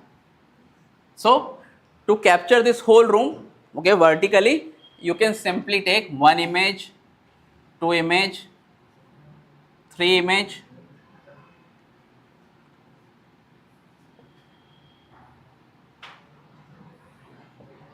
and so on. Correct? In this way we can capture whole. So okay, so just after 1 minute so in this way, right? So there is a more than this. In reality, to make perfectly vertical photo, what we do, we require a lot of overlap. You know how much overlap? So not this. From this image, 1, so the direction is this, and so on, 1, 2, 3. One image to another image, the overlap must be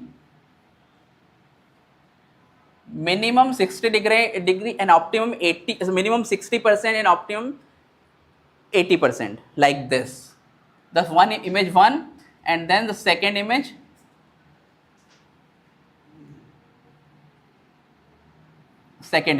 So this is the second image. This is first image, and only this is a 60%.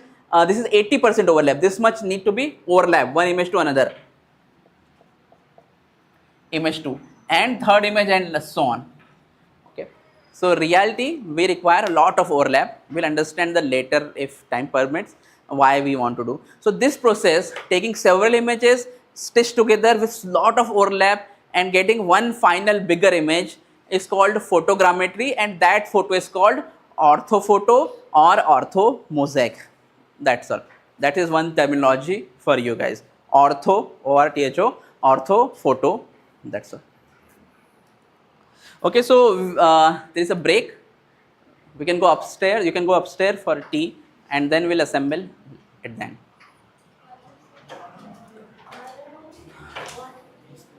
हाँ 20 minute बोलता है 20 minute okay so वो हो जाएगा so okay so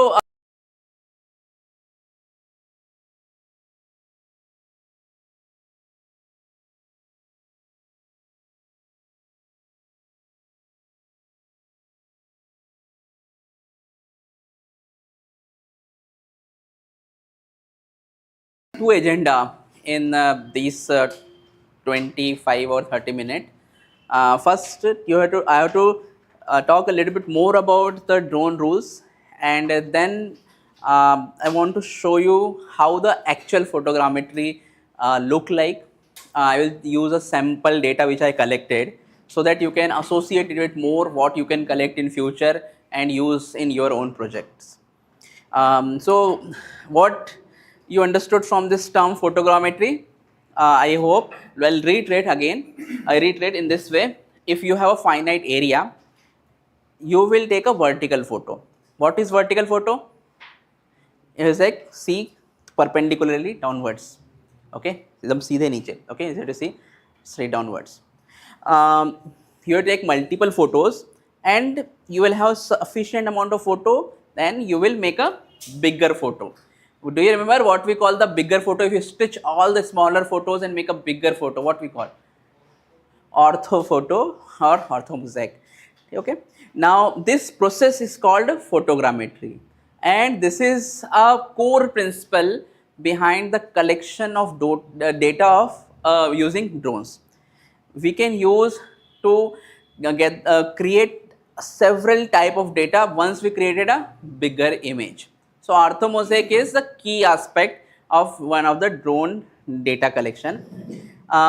So I will again show you how you can collect this. So there is a like images. Usually our drone flies in this type of pattern. So like this, it will go to this direction and so on like this.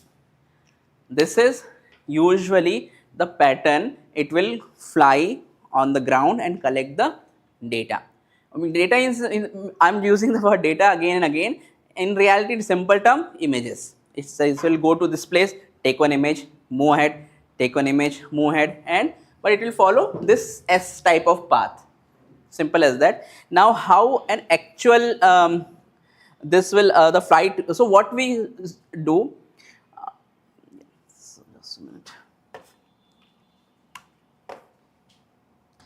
So this activity, like how drone will fly from point A to point B and collect the data, we call it flight plan.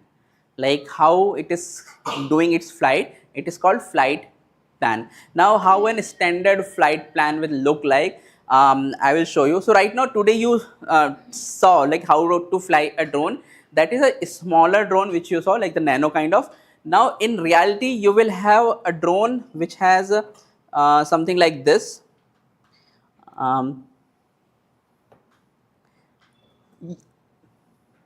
So this is a controller of a drone. Like this is the like where we have this antennas, and here you will mount the mobile. Even it can be mobile, Android based or any sort of, and there you can use. Depends on what type of drone you have. You will have something like this type of interface. Again, this is subjective, depends on the different model, it will change. More or less it will use something like this. So again, it is mounted on the remote you have saw, and then this is the version. It has something like there is a 12 and some which is like how many satellites connected, like GPS related. Again, there is a lot of information we want to show you or want to tell you. We can't, because otherwise it will be very difficult to contain the course in a very limited manner, and it is the total content of around 30 plus hours and so. So we'll contain a little bit more. So this something like this. It says we have here drone, T means takeoff point, and then so on. So this you can see in your remote in mobile, and here is small portion waiting for video. So if your drone having the inbuilt camera inside it, you can see the feed. Okay, drone is going there, it is taking that image and that portion. That camera is different from the main camera which takes the images, It's like normal small camera which just simply see the overview of the area, does not capture bigger area. Simple small camera, GoPro is like that. It can have a small portion a camera. So you can get this live feed also in your remote. That's why even drone goes beyond your visual line of sight. There is a proper word in aeronautics in this visual line of sight. Like if you can see the drone, okay, and beyond that you cannot see the drone, still you can fly the drone. Why? Because these drone can go quite far. How far? Usually, like the drone which I showed you on the initial slide, like this. These drone can fly up to like 2 kilometers or more than that. So 2 kilometer directly you cannot see sometime. Okay. So but it can go beyond 2 kilometer and height. So I think if it's written maximum flight distance 2 kilometer and height also more than 500 meter. Though we are not allowed to fly height above 120 meter. Okay, so we can have this. Now what is the flight plan look like? So this is a standard flight plan actually it's look like. See this? So we have this, it will start here and these are the like overlapping. This is the one photo, first photo and then continuous overlapping like this and then path it follows, come back and then again it will come back here. This is the usual standard flight plan. If you put all the information, it will simply tell if you have a particular camera or DSLR whatever, it will simply say it will follow this path, total this many images will be collected. Let's say it collected 50 images. These are the individual images. How those images look like, I will show you. See, these images look like something like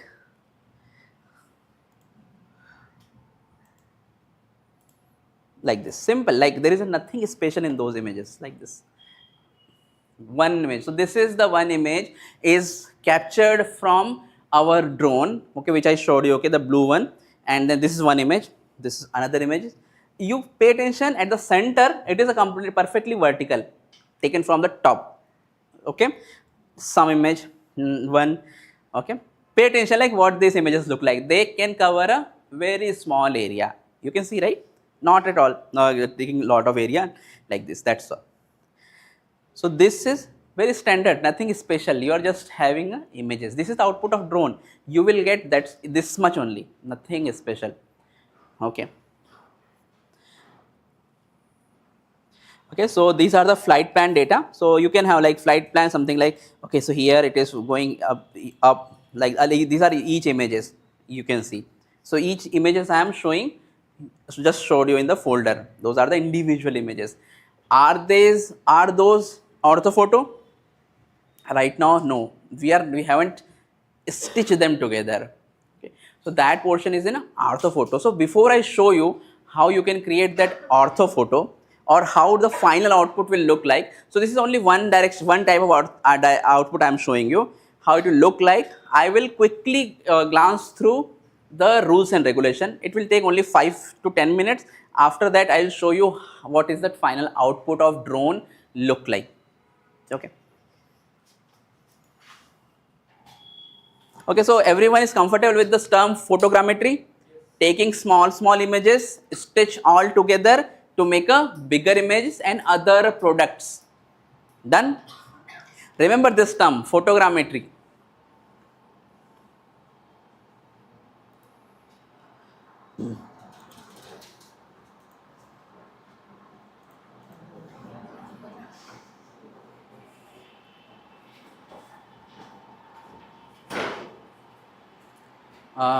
Can you hear me back there?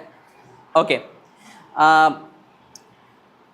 This is we'll try to cover because this is there is a lot of information in this. I choose very important ones so that it will keep you safe. I already discussed this detail in a previous session here and there. This is a consolidated portion where I will specifically focusing this thing you must pay attention to keep yourself safe, okay, legally, and your drone must be safe if you follow these rules. So as I said, by default the major rules are there in India since 1934. Then there is amendment in 19 37. Okay, after that there is so many amendments, but for aircraft, for specifically for drone rules, okay, it came in 21, then 22 there is amendment, and then subsequently there is every year there is some amendments are there, but the key date for drone rules for India is 2021. So you can say Gazette of India. Usually whenever this kind of event or this circular come, it comes to this Gazette of India. Already I was discussing, like, okay, so what is the key authority? Usually DGCA, that is Journal of Civil Aviation. So you can read what is the DGCA meaning, and also I was discussing Airport Authority of India. So who owns the sky? Airport Authority of India. They can give this sky on lease to military. So ultimately the sole owner is Airport Authority of India. We will glance through. So we are not discussing all the aspects. We simply jump to the key one. So let's see what happened here in this. So drone rule 21 apply to all civilian unmanned aircraft, aircraft system or aircraft vehicle, UAV or UAS system and vehicle at the end. Okay, weight up to 500 kg. If you can remember, there is a large drone at the end. We'll discuss, but even though any flying object classifies as a drone, what is the core or what is the key condition for classifying as a UAV? There should not be any human. I'll just turn off one of this.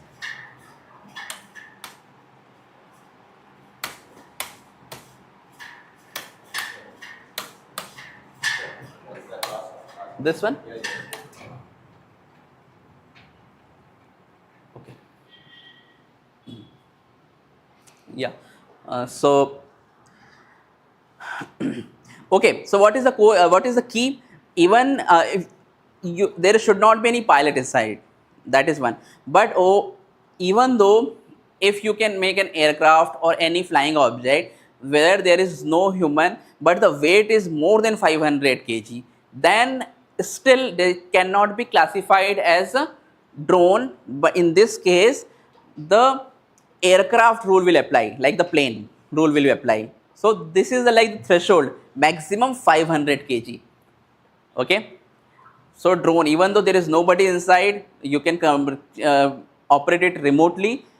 Still, if the weight is 500 kg and more, then aircraft rule will apply. Okay, and then it is having the timeline. So blanket ban on use of civil drones. So means 2000 before 2014 can't even fly a single drone. Now come to 21 here, drone rules 21, and then policy for export of drones liberalize. Means what we can do, you can buy drones, you can export drones. But again, buying drones from different or multiple countries or like countries outside India is still highly we can say scrutinized. Okay, and they know each and everything, what parts are coming, what electronics are coming. So in those cases, we have a different type of procedure. It's whole legal battle in this way. So simple is that you can buy Indian drones and Indian registered drones, but buying drones such as the biggest company what you guys come across is DJI. So DJI is the Chinese base. If you can buy drones using DGCA, but there is a highly restricted and what you are using, again it is again a whole issue. I will simply go to this one, drone classification. I think we already discussed the classification of drone with these, like nano drone less than 250 gram, micro 250 to 2 kg, small 2 to 25, 25 to 150, and beyond 150 kg to 500 kg. Done. After 500 kg, that is not a drone, that is a aircraft. You cannot fly aircraft. That is a different licensing thing. Now I already explained for which you require drone pilot license.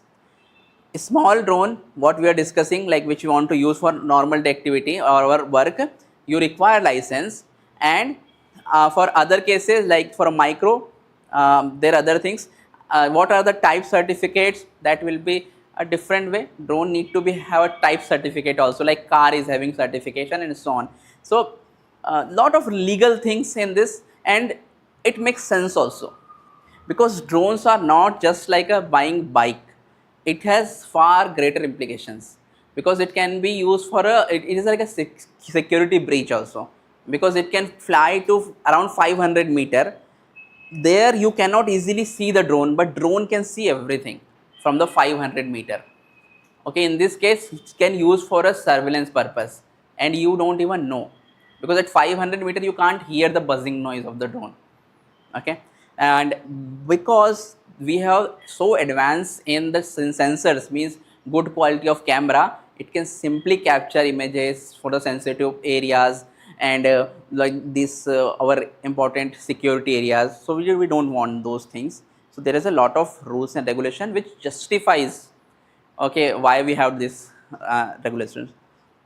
um, as I said, if your drone is smaller drone, you require pilot license, your drone required UN unique identification number, your drone required RC registration certificate, like that, everything is there. So pilot license you require, drone required, its registration known as a unique UIN.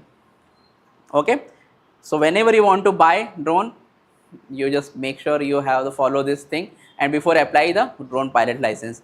Now the drone which we had in the morning, okay, which if you fly around in the afternoon session, you don't require any license. And why you don't require? Read this. Okay, so here, acha, let's first we'll read these two lines later on. First we'll understand what is the red, yellow and green zone, like this. This you remember, okay, whenever you touch the drone, whether this portion is red zone, yellow zone or green zone. Do you know this? So once I'll show you this concept of red, green, blue, we'll quickly go to the portal where we can check right now this area is comes under which zone. So there is a red, yellow, green. Simple. If this is airport, if there is an airport nearby, 0 to 5 kilometer, don't even think about flying a drone. Okay, distance from 0 to 20 to 5 kilometer, can't fly. It's known as airport red zone. No flying at all. You will not get permission anyway, even if you want. Okay, yellow zone. Yellow zone is you can fly in yellow zone. It is from 5 to actually 12 kilometer.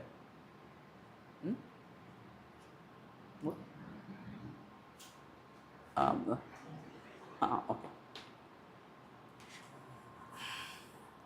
Okay, so yellow zone, so like 5 to 8 and 8 to 12. So there is actually one portion is missing. So there are two type of yellow. There is a inner yellow and outer yellow. When I show you the map, you will understand. So 0 to 5 means near to airport, from airport to 5, no flying at all. Then there is 5 to 8 kilometer. It is inner yellow zone. Then 8 to 12 kilometer, outer yellow zone. After that, green zone.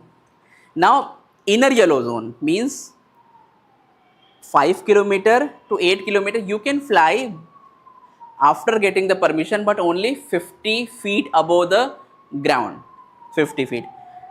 8 kilometer to 12 kilometer you can fly 200 feet after permission. Both places you require permission, means by default if there is a yellow zone you require a permission.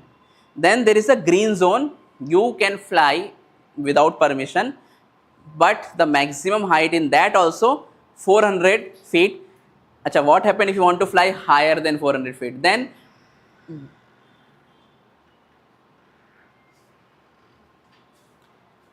so if you want to fly higher than 400 feet, it will become yellow zone there also. So you have to take again permission. So simple, if you want to fly higher than 400 meter, you require permission. Okay. So what I did when I came here, I simply opened the DigiSky. So what is the DigiSky? DigiSky is the portal where you will see your area or area of interest comes under any specific zone. So I have this zone for Kochi, like this.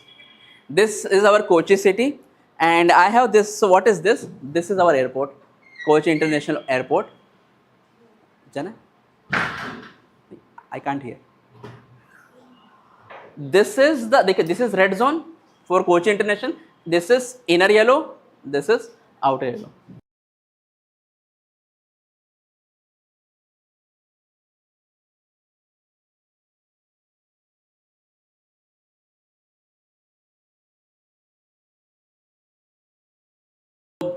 What I'll quickly leave you to this website, okay, and then we'll close the session because there is a emergency meeting is there.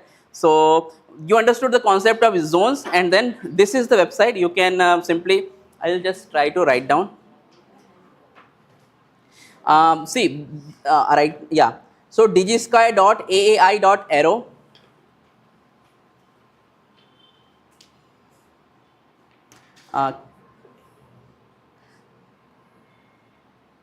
You can just note down.